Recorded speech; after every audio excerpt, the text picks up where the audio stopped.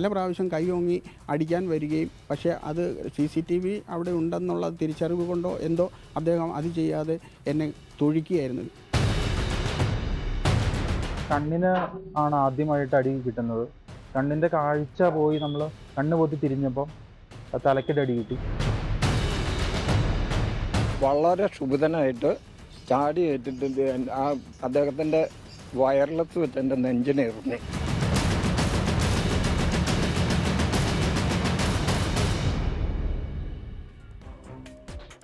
നമസ്കാരം. കുന്നംകുളത്തെ യൂത്ത് കോൺഗ്രസ് പ്രവർത്തകൻ സുജിത്ത്, മൂവാറ്റുപുഴയിൽ അമൽ എന്ന യുവാവ്, പത്തനംതിട്ടയിൽ SFI ഏരിയ സെക്രട്ടറി ആയിരുന്ന K ജയകൃഷ്ണൻ, തൃശൂരിലെ ഹോട്ടൽ ഉടമ KP ഔസേഫ്, കോഴിക്കോട്ടെ ലീഗ് പ്രവർത്തകൻ മാമുക്കോയ, കൊല്ലത്ത് CPIM പ്രവർത്തകൻ സജീവ്. ഇങ്ങനെ നീളുകയാണ് പോലീസ് ക്രൂരതയ്ക്ക് ഇരയാക്കപ്പെട്ടവരുടെ പുറത്തുവരുന്ന പട്ടിക. അന്യായമായി കസ്റ്റഡിയിലെടുത്ത് അടിച്ച് ചെവിക്കല്ല് പൊട്ടിക്കുന്ന പോലീസ് ഏമാന്മാർക്ക് പിന്നീട് സ്ഥാനക്കയറ്റവും സംരക്ഷണവും കിട്ടുന്നത് കണ്ട് നീതിക്കായി നിയമപോരാട്ടം നടത്തിയവരാണ് ഇവരിൽ പലരും. സ്വത്തിനും ജീവനും സംരക്ഷണം നൽകേണ്ട, നാടിന്റെ അഭിമാനവും രാജ്യത്തിന് മാതൃകയെന്നും വാഴ്ത്തപ്പെട്ട കേരള പോലീസിലെ പുഴുക്കുത്തുകളുടെ ഈ സാഡിസ്റ്റ് മനോഭാവത്തെ ഇനിയും നമുക്ക് വെച്ചു പൊറുപ്പിക്കാനാകില്ല. ക്യാമറ നിരീക്ഷണം എത്താത്ത ഒരിടവും സ്റ്റേഷനുകളിൽ പാടില്ല എന്ന സുപ്രീം കോടതി ഉത്തരവിൽ പോലും വെള്ളം ചേർത്ത് സ്റ്റേഷനുകളിൽ നടപ്പാക്കുന്ന ഈ മർദ്ദന നീതിക്ക് കുടപിടിക്കുന്ന സംവിധാനത്തെയാണ് ആദ്യം നവീകരിക്കേണ്ടത്. ക്രിമിനൽ പശ്ചാത്തലവും വ്യക്തിത്വ വൈകല്യവും ഉള്ളവരെ ചെവിക്ക് പിടിച്ച് പുറത്തു കളഞ്ഞാൽ മാത്രമേ സേനയുടെ പ്രതിച്ഛായയ്ക്ക് ഇനി തിളക്കമുണ്ടാകൂ. അതല്ലെങ്കിൽ നമ്മുടേത് വെറും തല്ലിപ്പൊളി പോലീസാകും. എൻകൗണ്ടർ തുടങ്ങുന്നു. പ്രേക്ഷകർക്ക് സ്വാഗതം.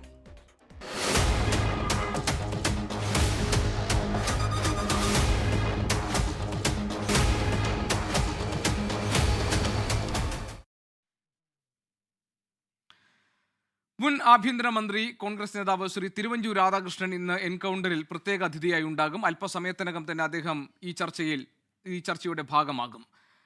കോൺഗ്രസിൽ നിന്ന് ശ്രീ രാജു പി നായർ, ഇടത് നിരീക്ഷകൻ അഡ്വക്കേറ്റ് PA പ്രിജി, അതോടൊപ്പം തന്നെ സാമൂഹിക നിരീക്ഷകൻ ശ്രീ MN കാരശ്ശേരി എന്നിവരാണ് ഈ ചർച്ചയിൽ പങ്കെടുക്കുന്ന മറ്റ് അതിഥികൾ.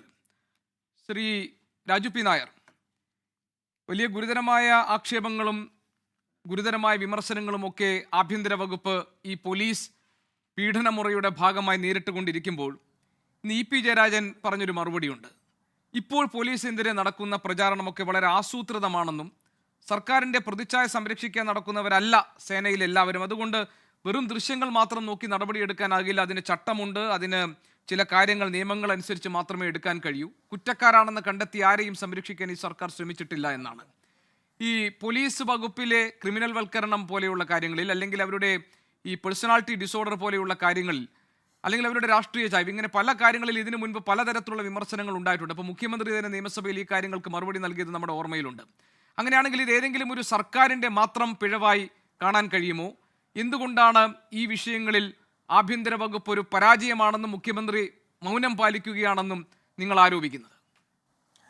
ഗോവിഷ്ണൻ, നോക്കൂ, ഇതിനകത്ത് സർക്കാർ ഒരു പരാജയമാണ് എന്ന് പറയുന്നതിൻ്റെ ഏറ്റവും പ്രധാനപ്പെട്ട വിഷയം രാഷ്ട്രീയ നേതൃത്വത്തിന് പൂർണ്ണമായി നിയന്ത്രണമില്ലാത്തൊരു പോലീസ് സംവിധാനമായിട്ട് ഇതിനെ മാറ്റി എന്നുള്ളതാണ്. കഴിഞ്ഞ 9 വർഷം കൊണ്ട് നമ്മൾ പോലീസ് സേനയ്ക്കകത്ത് ഉണ്ടായിട്ടുള്ള കാര്യങ്ങളെ സംബന്ധിച്ചേക്കാളും നമ്മൾ കാലത്ത് ഒരിക്കലും കേൾക്കില്ലാത്ത രീതിയിൽ IPS ഓഫീസർമാർ തമ്മിൽ ഉള്ള തർക്കം, DGPയെ മറികടക്കുന്ന ADGP മുതലിങ്ങോട്ടേക്ക് പോലീസ് സേനയിൽ ഉണ്ടായിട്ടുള്ള കുത്തഴിഞ്ഞൊരു സംവിധാനം എത്രയാണെന്ന് നമുക്ക് വളരെ വ്യക്തമായിട്ട് അറിയാലോ. ആ ഒരു സേനയെ മുഴുവൻ ഏറ്റവും അൺപ്രൊഫഷണലാക്കി മാനേജ് ചെയ്യാൻ കേരളത്തിലെ CPMൻ്റെ രാഷ്ട്രീയ നേതൃത്വത്തിന് കഴിഞ്ഞു എന്നുള്ളതാണ് കഴിഞ്ഞ 9 വർഷം കൊണ്ട്. നമുക്കറിയാം, 9 വർഷം മുമ്പ് പിണറായി വിജയൻ അധികാരത്തിലേക്കുമ്പോൾ അന്നത്തെ ദിവസം ഉണ്ടായത് കുട്ടിമാക്കൂലിലെ വിഷയം നമുക്കറിയാം. ഒരു ദളിത് സ്ത്രീയെ 1.5 വയസ്സുള്ള കുട്ടിയോടൊപ്പം കൂട്ടി ജയിലിലാക്കിയ സംഭവം നമുക്കറിയാം. അവിടെ നിന്ന് ഇങ്ങോട്ട് തുടങ്ങിയാൽ എത്ര എണ്ണമാണ്, നമ്മളിപ്പോൾ പറയുന്ന കാര്യം മാത്രമല്ല, എത്ര എണ്ണമാണ് നമ്മളിങ്ങോട്ട് കണ്ടത്. ഈ പറവൂരിലാണ് ശ്രീജിത്ത്, വരാപ്പുഴയിൽ ശ്രീജിത്ത് എന്നൊരു പയ്യന് ആള് മാറി പോലീസ് ചവിട്ടിക്കൊല്ലുകയായിരുന്നു ഇല്ലേ. അതുപോലെ തന്നെ വിനായകൻ എന്ന് പറയുന്ന ഒരു ദളിത് യുവാവ് തൃശ്ശൂരിൽ ആത്മഹത്യ ചെയ്യാനുണ്ടായ കാരണമുണ്ടായത്. എത്രയോ കേസുകളിൽ പോലീസ് ക്രിമിനലുകളായി മാറുന്ന സാഹചര്യം ഉണ്ടായി. നമുക്ക് ആലുവയിൽ നമ്മുടെ സോഫിയ പർവീൺ അല്ല, ആലുവയിലുള്ള ഒരു കുട്ടി, ആ കുട്ടി ആത്മഹത്യ ചെയ്യുമ്പോൾ CIയുടെ പേര് എഴുതി വെച്ചാണ് ആത്മഹത്യ ചെയ്തത്. പോലീസ് സ്റ്റേഷനുകൾക്കകത്ത് ക്രിമിനലുകളുടെ അഴിഞ്ഞാട്ടത്തേക്ക് പോകുന്ന സാഹചര്യമുണ്ടായി. എന്തായിരുന്നു ഇതിൻ്റെ ഏറ്റവും പ്രധാനപ്പെട്ടത് സർക്കാരിൻ്റെ രാഷ്ട്രീയ നേതൃത്വത്തിന് ഇവരോട് യാതൊരു നിയന്ത്രണവുമില്ല എന്ന് വന്നപ്പോൾ കേരളത്തിലെ CPMൻ്റെ ലോക്കൽ പാർട്ടി നേതൃത്വങ്ങൾ, അത് ഏരിയ സെക്രട്ടറിമാരാണെങ്കിലും ജില്ലയാണെങ്കിലും പോലീസിനെ കയറി ഭരിക്കുന്ന സാഹചര്യമുണ്ടായി. പല സ്ഥലങ്ങളിൽ പോലീസിന് നിർവീര്യമായി പോകുന്നത് CPMൻ്റെ ഇത്തരത്തിലുള്ള പാർട്ടി നേതൃത്വം ഭരണം ഏറ്റെടുത്തത് കൊണ്ടാണ്. പോലീസിനകത്ത് എത്രമാത്രം വലിയ മാനസിക സംഘർഷം അനുഭവിക്കുന്ന ഉദ്യോഗസ്ഥരെന്നറിയോ? ഗോപികൃഷ്ണൻ ഇപ്പം തന്നെ ഒരു കണക്കെടുത്താൽ ഈ ഷോയ്ക്ക് മുന്നേ കൊടുക്കാൻ പറ്റും. എത്ര പോലീസ് ഉദ്യോഗസ്ഥരാണ് ആത്മഹത്യ ചെയ്തത് ഈ കാലയളവിൽ? അവരുടെ ഏറ്റവും വലിയ സ്ട്രെസ്സാണ്. സ്ട്രെസ് എന്താ? ചെയ്യാൻ പാടില്ലാത്ത കാര്യങ്ങൾ ചെയ്യാനായിട്ട് നിർബന്ധിച്ച് ചെയ്തതിൻ്റെ പുറത്തുണ്ടായിട്ടുള്ള സ്ട്രെസ് ഉൾപ്പെടെയുള്ള കാര്യങ്ങൾ കൊണ്ട് പോലീസ് ഉദ്യോഗസ്ഥർ ആത്മഹത്യ ചെയ്യുന്ന സംഭവങ്ങൾ വലിയ രീതിയിൽ വർദ്ധിച്ചു. അവിടെയെല്ലാം പോലീസിനെ കുത്തഴിഞ്ഞു വിടുന്ന സാഹചര്യവും അവരെല്ലാം ജനങ്ങളുടെ മെക്കിട്ട് കയറുന്ന സാഹചര്യം ഉണ്ടായി. ഇപ്പോൾ ഇ.പി. ജയരാജൻ പറഞ്ഞ കാര്യത്തിൻ്റെ വൈരുദ്ധ്യം ഒറ്റ ഇതെടുത്താൽ പോലെ കുന്നംകുളം സംഭവത്തിൽ, അതല്ലെങ്കിൽ പീച്ചി സംഭവത്തിൽ അവിടെ CCTV ദൃശ്യങ്ങൾ ഈ പുറത്തു വരുന്നത് ഒരു വലിയ പോരാട്ടത്തിനൊടുവിലാണല്ലോ. അതിനെല്ലാം മുമ്പ് ഈ കേരളത്തിലെ പോലീസിൻ്റെ ഏറ്റവും ഉന്നത ഉദ്യോഗസ്ഥർ കണ്ടതല്ലേ? കുന്നംകുളത്തും മറ്റ് പീച്ചയിലും ഉൾപ്പെടെയുള്ള സ്ഥലങ്ങളിൽ പോലീസ് നടത്തുന്ന എക്സസീവ് ആയിട്ടുള്ള ആക്ഷൻസിനെ സംബന്ധിച്ച് കണ്ടതല്ലേ? അത്രമാത്രം പ്രൊഫഷണൽ ആയിട്ടുള്ള സേനയാണെങ്കിൽ എന്ത് നടപടിയെടുത്തു? ഈ കഴിഞ്ഞ കാലയളവിൽ പോലീസിനെ നവീകരിക്കാൻ ഈ സർക്കാർ എടുത്ത നടപടികൾ എന്തൊക്കെയാണ്? മുഖ്യമന്ത്രി പിണറായി വിജയൻ തന്നെ 2023 കേരളത്തിൻ്റെ നിയമസഭയിൽ പറഞ്ഞത് 828 ക്രിമിനലുകൾ കേരളത്തിലെ പോലീസ് ഉണ്ടെന്നാണ്. 828 ക്രിമിനലുകൾ. അന്ന് പറഞ്ഞ മറുപടിയിൽ തന്നെ പറയുന്നു 13 പേരെ പുറത്താക്കി. 828 ക്രിമിനലുകളുള്ള ഒരു കാര്യം കൂടി ശ്രീ രാജു പി നായർ, 2024 ജൂണിൽ നിയമസഭയിൽ മുഖ്യമന്ത്രി പറഞ്ഞൊരു കണക്കുണ്ട്. അതായത് 2016 മുതൽ 2024 മെയ് 31 വരെയുള്ള 8 വർഷത്തിനിടെ ക്രിമിനൽ കേസുകളിൽ ഉൾപ്പെട്ട 108 പോലീസ് ഉദ്യോഗസ്ഥരെ സർവീസിൽ നിന്ന് പിരിച്ചുവിട്ടു എന്നും ഇത്തരം ഉദ്യോഗസ്ഥരോട് സർക്കാരിനുള്ളത് ഒരു സീറോ ടോളറൻസ് ആണെന്നും അദ്ദേഹം നിയമസഭയിൽ പറഞ്ഞിട്ടുണ്ട്. അല്ല, മൊത്തം എത്ര ക്രിമിനലുകൾ ഉണ്ട് എന്നുള്ളത് പറയട്ടെ. 2023 കണക്കിൽ വെച്ച് 828 പേരുണ്ടായിരുന്നാണ് പറഞ്ഞത്. അന്ന് 13 പേരെ മാത്രമാണ് എടുത്തത്, അന്ന് നടപടി എടുത്തിട്ടുണ്ടായിരുന്നത്. അന്നും അദ്ദേഹം പറഞ്ഞത് 2020, ശരിയാണ് താങ്കൾ പറഞ്ഞത്, 2022 828 ക്രിമിനൽ കേസുകൾ പോലീസുകാർക്കെതിരെ രജിസ്റ്റർ ചെയ്തിട്ടുണ്ടെന്നും സേനയുടെ ആകെ അംഗബലം നോക്കിയാൽ ഇത് വളരെ ചെറിയൊരു കണക്കാണെന്നുമാണ് മുഖ്യമന്ത്രി അന്ന് സഭയിൽ പറഞ്ഞത്. അല്ലേ ശ്രീ രാജു പി നായർ? അല്ല, നോക്കൂ, സേനയുടെ ആകെ അംഗബലം എടുത്തിട്ട് 828 കേസ് എന്ന് പറയുന്നത് എന്താ? ഈ ആൾക്കാർ ഇവരോടക്കെതിരെ ചോദ്യം ചെയ്യാനും ഈ വിഷയം ഉയർത്താനും ധൈര്യം കാണിച്ചവരാണ്. നോക്കൂ, ഇപ്പോൾ ഗോപികൃഷ്ണൻ പറഞ്ഞ ഈ ഇൻട്രോയിൽ പറഞ്ഞ കേസുകളെല്ലാം രാഷ്ട്രീയ പ്രവർത്തകരായിട്ടുള്ളവർ അവർക്ക് നേരിട്ട അനുഭവം, അവർ രാഷ്ട്രീയമായി ചോദ്യം ചെയ്യുന്ന സംഭവങ്ങളാണ്. ഏറ്റവും സാധാരണക്കാരായ മനുഷ്യർ ഈ പോലീസിൻ്റെ കയ്യിൽ നിന്ന് അനുഭവിക്കുന്ന പീഡനങ്ങൾക്ക് എന്തെങ്കിലും കണക്കുണ്ടോ? ആരെങ്കിലും ചോദ്യം ചെയ്യാനുള്ള ധൈര്യപ്പെടുവോ?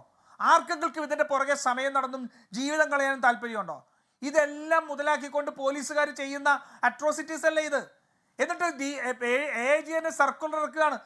CCTV ക്യാമറകളുണ്ട്. 2025 പറയുകയാണ് CCTV ക്യാമറകളുണ്ട്, അതുകൊണ്ട് അതൊക്കെ ശ്രദ്ധിക്കണം. CCTV ക്യാമറ ഇല്ലാത്തടത്ത് കൊണ്ട് ഇടിച്ചോളാനാണോ ഈ പറയുന്നതിൻ്റെ അർത്ഥം? പോലീസ് നവീകരിക്കപ്പെട്ട പോലീസായിട്ട് മാറുകയാണെങ്കിൽ തേർഡ് ഡിഗ്രി ആയിട്ടുള്ള മെഷേഴ്സ് മുഴുവൻ ഇന്ന് നമ്മുടെ പരിഷ്കൃത സമൂഹത്തിൽ ചേരുന്നതല്ല. കുറ്റങ്ങൾ തെളിയിക്കാൻ, കുറ്റങ്ങൾ അന്വേഷിക്കാനെല്ലാം ഇന്ന് സാങ്കേതികമായ ഒട്ടേറെ മികവുള്ള സംവിധാനങ്ങൾ നമുക്കുണ്ട്. അതിലേക്ക് മാറേണ്ട പോലീസ് ഈ കഴിഞ്ഞ 10 വർഷത്തിനുള്ളിൽ അതിലേക്ക് മാറാനുള്ള പ്രൊഫഷണലിസത്തിന് വേണ്ടിയിട്ടുള്ള ഒരു ട്രെയിനിങ്ങും ഒരു തരത്തിലുള്ള നടപടിയും കൊടുക്കാതെ അവരെല്ലാം ജനങ്ങളുടെ മേൽ ഇത്തരത്തിലുള്ള മൂന്നാം മുറ ഉപയോഗിച്ചുകൊണ്ട് കേസുകൾ കണ്ടുപിടിക്കുന്നതിന് വേണ്ടിയിട്ടുള്ള ശ്രമങ്ങളാണ്. അല്ല, ഞാൻ ചോദിക്കുന്നത് ഈ പോലീസ് സേനയ്ക്കകത്തുള്ള ചില ആൾക്കാരുടെ മനോവൈകല്യം, അതുപോലെ അവരുടെ ഒരു പേഴ്സണാലിറ്റി ഡിസോർഡർ എന്നീ ഘടകങ്ങൾ ഇതിന് കാരണമാകുന്നുണ്ടെന്ന് അംഗീകരിക്കാൻ താങ്കൾ തയ്യാറാണോ? അതല്ല ഇത് രാഷ്ട്രീയ പക്ഷപാതപരമായി പെരുമാറുകയാണെന്നാണോ താങ്കൾ പറയുക? ഇപ്പോൾ ഉദാഹരണത്തിന് ഈ പോലീസിൻ്റെ പീഡനമുറയ്ക്ക് ഇരയാക്കപ്പെട്ടവർ, അതിൽ CPMകാരുണ്ട്, ഇടതുപക്ഷ അനുഭാവികളുണ്ട്, ഇടതുപക്ഷ പ്രവർത്തകരുണ്ട്. മാത്രമല്ല, ഇനി ഇതൊരു ഭരണ നേതൃത്വത്തിൻ്റെ പിഴവ്, ഞാൻ ഭരണ നേതൃത്വം ഇതിനകത്ത് കാര്യക്ഷമമായി ഇടപെട്ടു എന്ന് ന്യായീകരിക്കില്ല, പക്ഷേ പിഴവാണെന്ന് പറയുമ്പോൾ 2012 SFIയുടെ ഏരിയ സെക്രട്ടറി ആയിരുന്ന സമയത്ത് തനിക്കുണ്ടായ അനുഭവത്തെക്കുറിച്ച് K. ജയകൃഷ്ണൻ അന്ന് കോന്നിയിലെ CI മധുബാബുവിനെതിരെ പറഞ്ഞ ചില കാര്യങ്ങളുണ്ട്.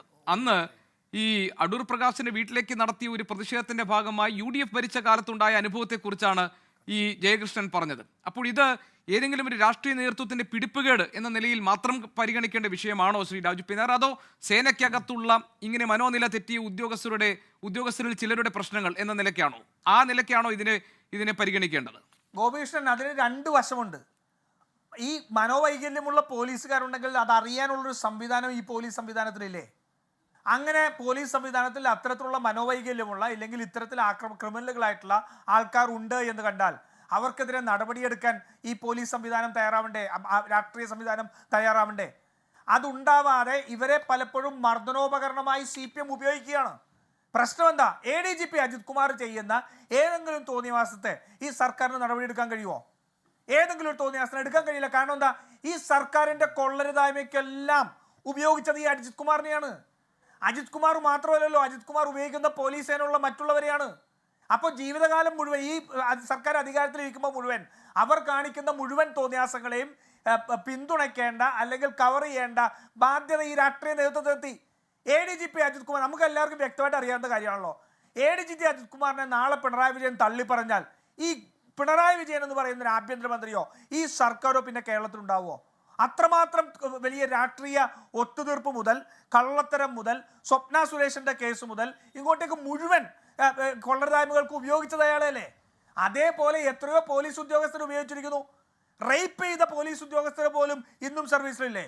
ഞാൻ പറയുക, മോഫിയ പ്രവീൺ എന്ന് പറയുന്ന ആലുവയിലെ ആ കുട്ടി അവസാനം അഭയമായിട്ട് ചെന്ന പോലീസ് സ്റ്റേഷനിൽ ആ CI തന്നെ പ്രേരിപ്പിച്ചത് കൊണ്ട് തനിക്ക് ആത്മഹത്യ ചെയ്യേണ്ടി വരുന്നു എന്ന് പറഞ്ഞ് ആത്മഹത്യാ കുറിപ്പ് എഴുതിട്ട് അയാൾ ഇന്നും ഈ സർവീസിലില്ലേ? ഇന്നുമില്ലേ സർവീസിൽ? അപ്പൊ ഇവർക്കെല്ലാം രാഷ്ട്രീയമായ പാട്രണേജ്, രക്ഷാകർതൃത്വം കിട്ടുന്നു എന്നുള്ളതാണ് ഏറ്റവും പ്രധാനപ്പെട്ട പ്രശ്നം. ആ രാഷ്ട്രീയമായ രക്ഷാകർതൃത്വം കിട്ടുമ്പോൾ സാധാരണ ജനങ്ങളുടെ മേൽ കുതിര കയറാം, ഹെൽമറ്റ് ഇല്ലാത്തവന്റെ ചെവി അടിച്ചു പൊളിക്കാം.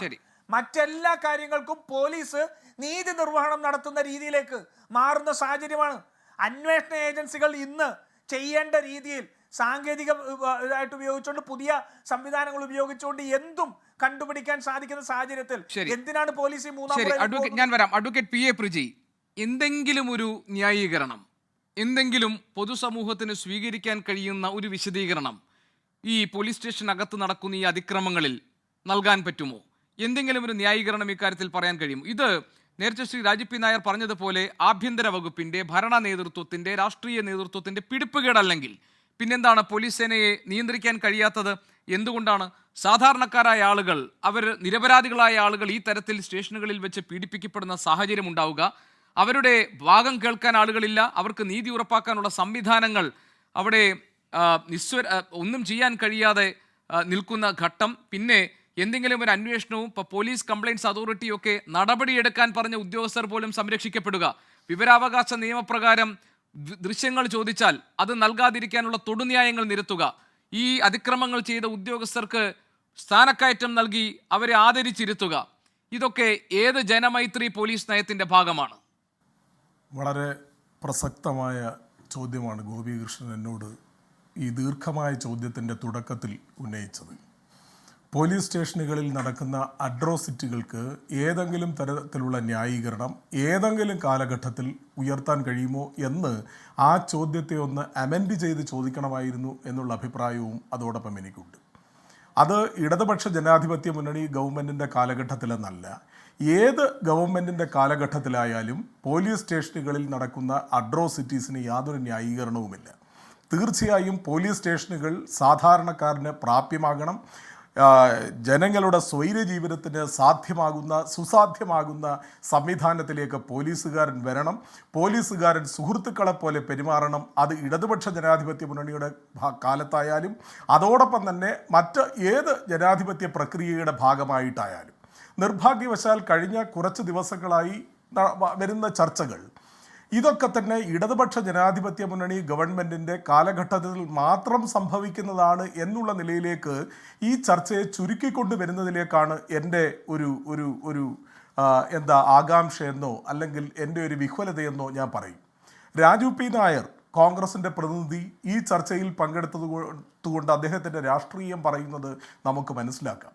അദ്ദേഹത്തിന് തീർച്ചയായും ഈ വരുന്ന അട്രോസിറ്റീസ് എല്ലാം തന്നെ ഇപ്പോൾ ഭരിക്കുന്ന ഗവൺമെൻറ്റിൻ്റെ അല്ലെങ്കിൽ മുഖ്യമന്ത്രിയെ ഒന്ന് രണ്ട് പറഞ്ഞു കളയാനുള്ള ഒരവസരമായി രാജു പി നായരെ പോലെയുള്ള കോൺഗ്രസിൻ്റെ പ്രതിനിധികൾ കണക്കാക്കുന്നത് തീർച്ചയായും അവരിലെ രാഷ്ട്രീയമാണ്. ഒന്ന് ആലോചിച്ച് നോക്കൂ. ഇപ്പോൾ ഗോപികൃഷ്ണൻ തന്നെ ഒരു റെലവൻ്റായ ഒരു ചോദ്യം ചോദിച്ചു. ജയകൃഷ്ണന് 2012 കിട്ടിയ അട്രോസിറ്റിയെ സംബന്ധിച്ച് കൊല്ലം ഈസ്റ്റ് പോലീസ് സ്റ്റേഷനിൽ കഴിഞ്ഞ അങ്ങേ ഉമ്മൻചാണ്ടി സർക്കാരിൻ്റെ കാലത്ത് ഉണ്ടായ അട്രോസിറ്റി, രാജേന്ദ്രൻ എന്ന് പറയുന്ന ഒരാൾ ഒരു മൊബൈൽ ഫോണിൻ്റെ പേരിൽ കസ്റ്റഡിയൽ ഡെത്തിന് വിധേയനായ രാജേന്ദ്രൻ എന്ന് പറയുന്നയാൾ, അതോടൊപ്പം തന്നെ UDF ഗവൺമെൻറ് ഭരണകാലത്ത് തിരുവനന്തപുരത്ത് പോലീസ് സ്റ്റേഷനിൽ വെച്ച് മരണപ്പെടേണ്ടി വന്ന ഉദയകുമാർ, ആ ഉദയകുമാറിൻ്റെ പ്രതികളെ ഇപ്പോൾ UDF ഗവൺമെൻറ് കാലത്ത് സുശിക്ഷിതമായിട്ടുള്ള ഗംഭീരമായിട്ടുള്ള തെളിവെടുപ്പിൻ്റെയും അന്വേഷണത്തിൻ്റെയും അടിസ്ഥാനത്തിൽ ഈ അടുത്ത കാലത്ത് ഹൈക്കോടതി കുറ്റവിമുക്തരാക്കി. ആ ആളുകൾ വന്നിരുന്നു കൊണ്ട് ഇതൊക്കെ തന്നെ ഇടതുപക്ഷ ജനാധിപത്യ മുന്നണിയുടെ കാലത്ത് മാത്രം നടക്കുന്നതാണ് എന്നുള്ള തരത്തിലേക്കുള്ള ചർച്ചകൾ കൊണ്ടുപോകുന്നത്. ഞാൻ ഒരിക്കലും ഇതിനെ ഈ പറയുന്ന അട്രോസിറ്റീസിനെ സമീകരിക്കാനോ ന്യായീകരിക്കാനോ അല്ല UDFൻ്റെ കാലത്ത് ഈ തരത്തിലുള്ള അട്രോസിറ്റീസ് നടക്കുന്നു എന്ന് ഞാൻ പറഞ്ഞത്. അങ്ങനെ പറയണമായിരുന്നെങ്കിൽ കെ കരുണാകരൻ്റെ കാലത്തെ രാജൻ കേസും കോൺഗ്രസിലെ പടലപ്പിണക്കത്തിന്റെ ഭാഗമായിട്ടുണ്ടായ നമ്പിനാരായണൻ കേസും ഒക്കെ ഞാൻ പറയണം. ഞാൻ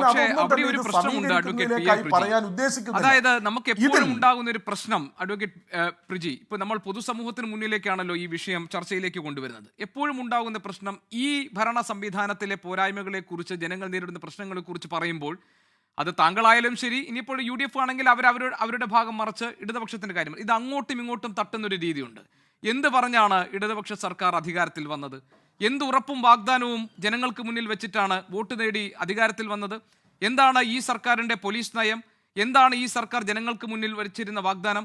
ഞങ്ങൾ വരും, LDF വരും, എല്ലാം ശരിയാകും എന്നതായിരുന്നില്ലേ ആദ്യത്തെ അവരുടെ മുദ്രാവാക്യം തന്നെ? രണ്ടാമത് എന്താണ് അതായത് ജനസൗഹൃദമായിട്ടുള്ള പോലീസ് സ്റ്റേഷനുകൾ, ജനസൗഹൃദമായിട്ടുള്ള പോലീസിന്റെ ഇടപെടൽ, പൊതുജനങ്ങളുടെ സുരക്ഷയും അവരുടെ സംരക്ഷണവും ഉറപ്പാക്കുന്ന രീതിയിൽ നീതിപൂർവമുള്ള പോലീസിന്റെ സമീപനം, ഇതല്ലേ ഇടതുപക്ഷ സർക്കാരിന്റെ പോലീസ് നയമായി ജനങ്ങൾക്ക് മുന്നിൽ അവതരിപ്പിച്ചിരുന്നത്? സുപ്രീം കോടതി പറഞ്ഞു ഒരിടം പോലും ഒഴിച്ചു വെക്കാതെ എല്ലാ ഇടങ്ങളിലും ചെന്നെത്തുന്ന തരത്തിലായിരിക്കണം, കണ്ണ് തുറന്നായിരിക്കണം അവിടെ ക്യാമറകൾ സ്ഥാപിക്കേണ്ടതെന്ന്. എന്നിട്ട് എന്ത് സംഭവിച്ചു? അത് പാലിക്കപ്പെട്ടിട്ടുണ്ടോ ഇവിടെ കേരളത്തിൽ? അപ്പോൾ നയങ്ങൾ പാലിക്കപ്പെടാതിരിക്കുക, ജനങ്ങൾക്ക് കൊടുത്ത ഉറപ്പ് പാലിക്കപ്പെടാതിരിക്കുക, എന്നിട്ട് നമ്മൾ കഴിഞ്ഞ UDF സർക്കാരുമായി താരതമ്യം ചെയ്തൊക്കെ അന്നും നടന്നിട്ടുണ്ട് എന്ന ന്യായീകരണം, അന്ന സമീകരണം, അതെങ്ങനെ ശരിയാകും അഡ്വക്കേറ്റ് PA പ്രിജി? ഇല്ല ഗോപികൃഷ്ണൻ, ഞാൻ അതിനെ സമീകരിക്കുന്നില്ല എന്നാണ് ഞാൻ പറഞ്ഞത്. ഞാൻ അതിലേക്ക് പോകുന്നില്ല. UDFൻ്റെ കാലത്ത് ഇങ്ങനെയൊക്കെ നടന്നിട്ടുണ്ട്, അട്രോസിറ്റീസ് നടന്നിട്ടുണ്ട്, അതുകൊണ്ട് LDFൻ്റെ കാലത്ത് നടക്കാം എന്ന് ഞാൻ അതിനെ സമീകരിക്കുന്നില്ല. തീർച്ചയായും കഴിഞ്ഞ ദിവസങ്ങളിൽ പുറത്തു വന്നുകൊണ്ടിരിക്കുന്ന ഈ പോലീസ് സ്റ്റേഷനിലെ അട്രോസിറ്റീസ് ഒരു ന്യായീകരണവും അർഹിക്കാത്തതാണ്. ആ ന്യായീകരണം അർഹിക്കാത്തതാണ് എന്ന് നമ്മൾ പറയുമ്പോൾ ഗോപികൃഷ്ണൻ ചോദിച്ച ചോദ്യത്തിലെ രണ്ടാം ഭാഗത്തിലേക്ക് ഞാൻ വരണം. കാരണം ഇടതുപക്ഷ ജനാധിപത്യ മുന്നണി അധികാരത്തിൽ വരുമ്പോൾ ഒരു സുശക്തമായിട്ടുള്ള പോലീസ് നയം അല്ലെങ്കിൽ ജനസൗഹൃദമായിട്ടുള്ള ഒരു പോലീസ് നയം കൊണ്ടുവരും, അല്ലാത്ത ആളുകളെ ഇതിൽ നിന്ന് പറഞ്ഞുവിടും എന്ന് പറഞ്ഞിരുന്നു. അതിൻ്റെ ഭാഗമായിട്ടല്ലേ ഈ ചർച്ചയുടെ തുടക്കത്തിൽ രാജു P നായരുമായിട്ടുള്ള ഡിബേറ്റിങ്ങിൽ ഗോപികൃഷ്ണൻ തന്നെ പറഞ്ഞത് മുഖ്യമന്ത്രി 828 ക്രിമിനലുകൾ പോലീസിൽ ഉണ്ട് എന്ന് പറയുന്നു. അതിൽ തന്നെ 108 പേരെ പിരിച്ചുവിട്ടു. 828 പേരിൽ 108 പേരെ പിരിച്ചുവിട്ടു. PSC പരീക്ഷ എഴുതി സർക്കാർ സർവീസിൽ കയറിയിട്ടുള്ള ഉദ്യോഗാർത്ഥികളെ, അത് പോലീസിലായാലും ഏത് സർക്കാർ സംവിധാനത്തിലായാലും പ്രവർത്തിക്കുന്ന ആളുകളെ ഒറ്റയടിക്ക് പിരിച്ചുവിടാൻ വേണ്ടി കഴിയുമോ? അതിന് അതിൻ്റെതായ കാലതാമസവും അതിൻ്റെതായ രീതികളും എടുക്കും. പക്ഷേ ഇപ്പോൾ കോൺഗ്രസ് കേരളത്തിൽ ചെയ്യുന്നത് എന്താ? ഇതിനെ എല്ലാം തന്നെ ഒരു രാഷ്ട്രീയ സമരമാക്കി മാറ്റാനുള്ള പ്രക്രിയയല്ലേ നടത്തിക്കൊണ്ടിരിക്കുന്നത്. അതായത് ദേശാഭിമാനിയിൽ വന്ന ഒരു ലേഖനത്തിന്റെ ഒരു ഭാഗം ഞാൻ താങ്കളെ വായിച്ചു കേൾപ്പിക്കാം. കേരള പോലീസിനെ ജനകീയമാക്കുന്നതിനുള്ള ഇടപെടലുകൾ ഇടതുപക്ഷ സർക്കാരുകൾ നടത്തുകയാണ്. ജനമൈത്രി പോലീസ് ഇതിന്റെ ഭാഗമായിരുന്നു. പിണറായി വിജയൻ സർക്കാരിന്റെ സ്ത്രീ സൗഹാർദ്ദപരമായ ഇടപെടലിന്റെ ഫലമായാണ് വനിതാ ബറ്റാലിയൻ ആരംഭിച്ചതും പോലീസിൽ സ്ത്രീകളുടെ അംഗസംഖ്യ വർദ്ധിപ്പിച്ചതും. ബാക്കി ഭാഗങ്ങൾ കേട്ടോളൂ.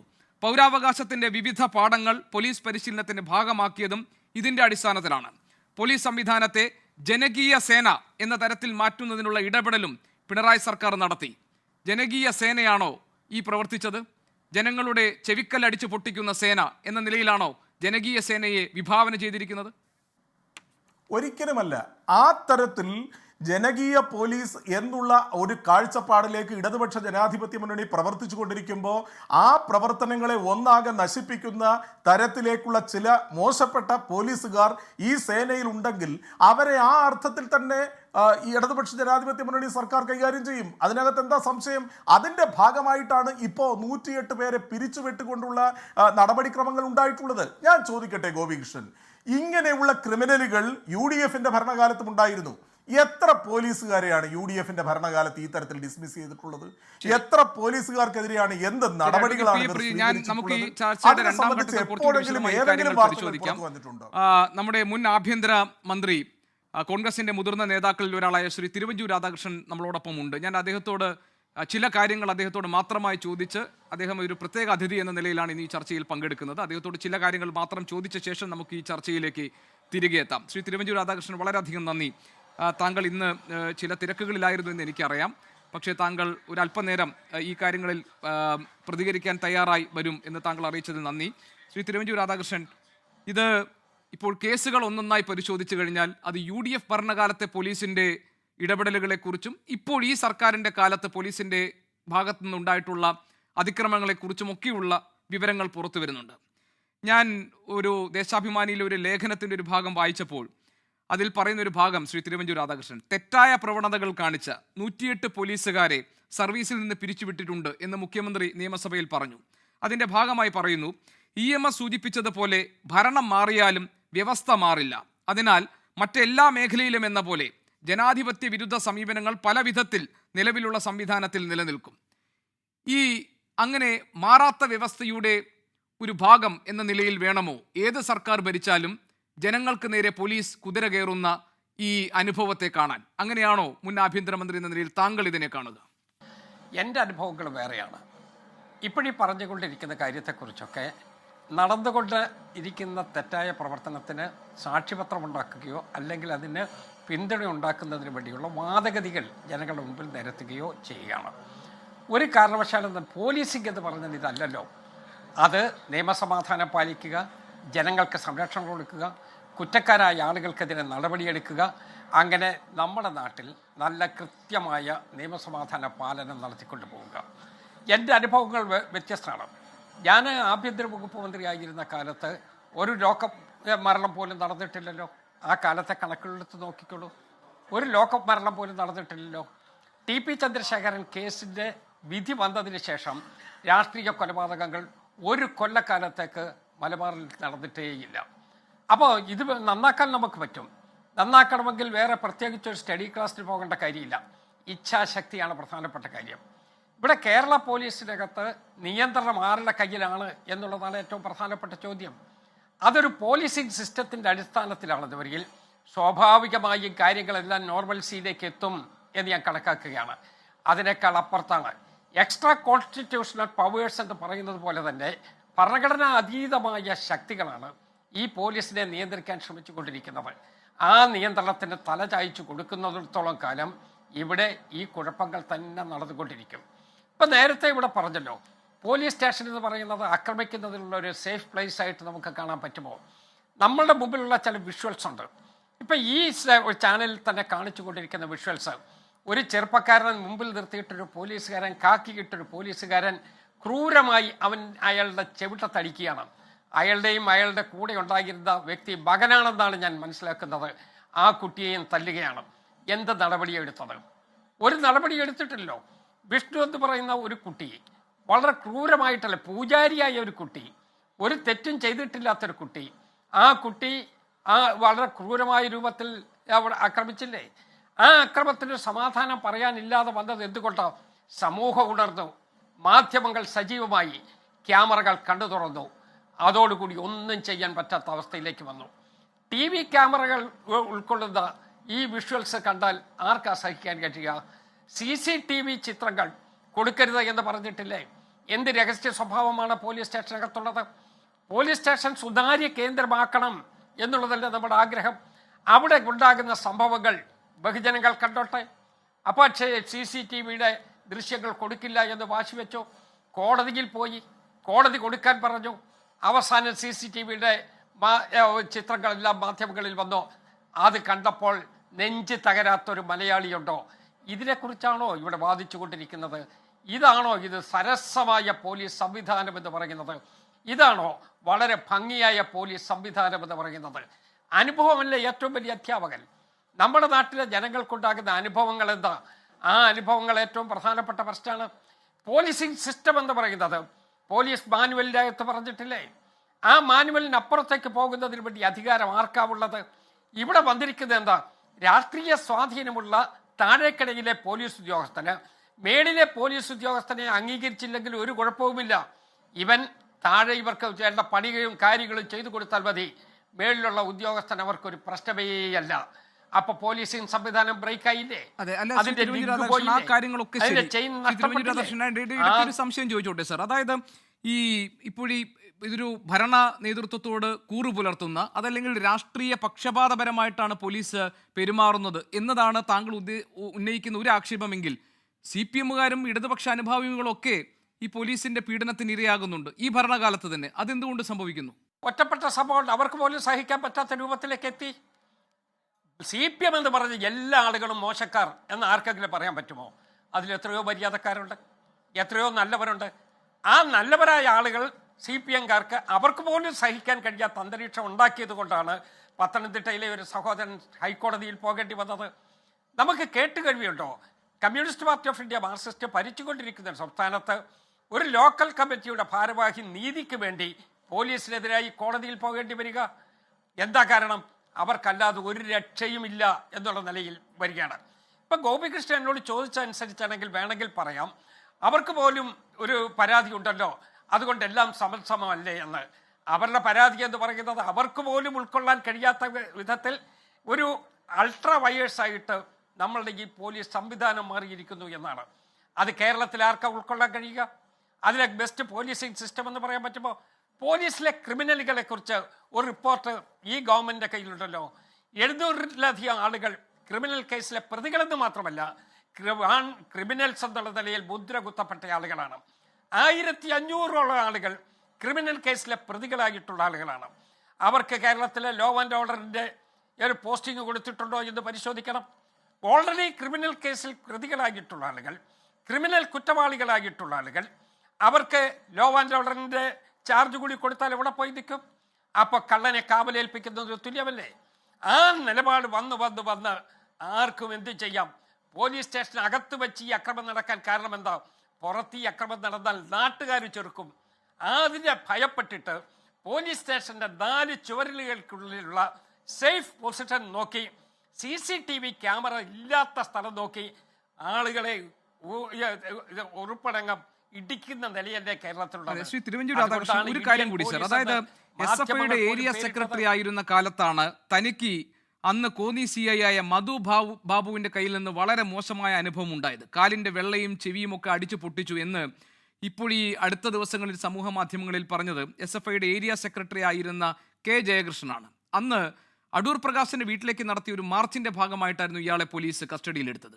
UDF ഭരിക്കുന്ന കാലത്താണ്. അതെന്തുകൊണ്ടാണ് ആയിരിക്കാം സംഭവിച്ചിട്ടുണ്ടാവുക? എനിക്ക് ഇത്രയും വർഷങ്ങൾ കഴിഞ്ഞു പോയത് കൊണ്ട് എന്താ കാര്യമെന്ന് ഒറ്റയ്ക്ക് ചോദിച്ചാൽ പെട്ടെന്ന് എനിക്ക് അത് റിക്കളക്ട് ചെയ്ത് പറയാൻ പറ്റിയില്ല. പക്ഷെ ഒരു കാര്യം ഞാൻ പറയാം, ലോകമർദ്ദനങ്ങൾ താരതമ്യം ഇല്ലാത്തൊരു കാലം, ലോക കൊലപാതകങ്ങൾ ഉണ്ടാകാത്ത കാലം, രാഷ്ട്രീയ കൊലപാതകം ഉണ്ടാകാത്ത കാലം, അങ്ങനെ ഒരു സുവർണകാലം കേരള പോലീസിനകത്തുണ്ടായിരുന്നു എന്നുള്ളത് ചരിത്രം പരിശോധിച്ചാൽ നിങ്ങൾക്ക് മനസ്സിലാകുന്നതാണ്.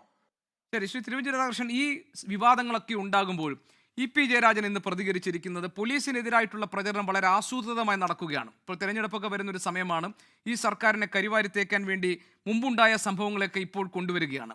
ചട്ടങ്ങൾ നിയമങ്ങളുമൊക്കെ അനുസരിച്ച് മാത്രമല്ലേ നടപടിയെടുക്കാൻ കഴിയൂ, അല്ലാതെ തൂക്കിക്കൊല്ലാനോ തല്ലാനോ ഒന്നും കഴിയില്ലല്ലോ. നടപടിയെടുക്കും ഈ പരാതികൾ ഉണ്ടായിക്കഴിയുമ്പോൾ എന്നാണ് അദ്ദേഹം പറയുന്നത്. അപ്പോൾ അത് ഈ വിഷയത്തെ പ്രതിപക്ഷം ഉന്നയിക്കുന്നതിനുള്ള മറുപടി എന്ന നിലയിലാണല്ലോ EP ജയരാജൻ ഇത് അവതരിപ്പിച്ചിരിക്കുന്നത്. അതിൽ ന്യായമുണ്ടോ?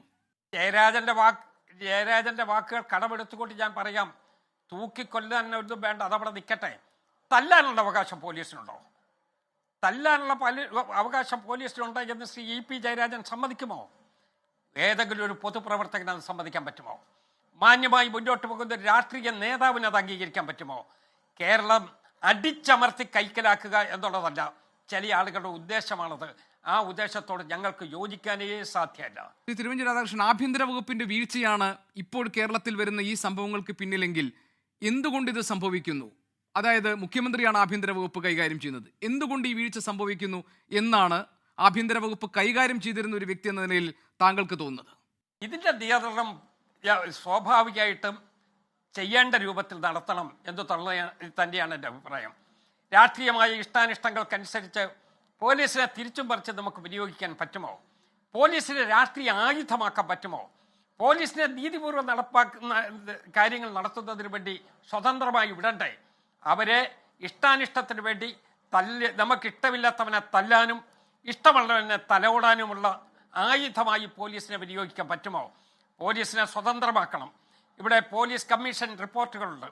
ആ റിപ്പോർട്ടുകൾ ഈ ചെറിയ സമയത്തിനുള്ളിൽ ഞാൻ ഓരോന്ന് പറയുന്നില്ല. ആ കമ്മീഷൻ റിപ്പോർട്ടുകളിലൊക്കെ പറയുന്നത് പോലീസിനെ ഇവിടെ ഭരണകൂടത്തിൻ്റെ ആയുധമാക്കരുത്, അവരുടെ മർദ്ദക വിഭാഗമായി മാറ്റരുത്, പോലീസിനെ നീതിപൂർവ്വം പ്രവർത്തിക്കുന്നതിന് വേണ്ടിയുള്ള പോലീസാക്കി മാറ്റണം. അതുകൊണ്ടാണ് സ്കോട്ട്ലൻഡ് യാർഡ് പോലീസിനെ കുറിച്ച് നമ്മുടെ സമൂഹത്തിൽ നല്ല അഭിപ്രായമാണല്ലോ. അതും പോലീസല്ലേ.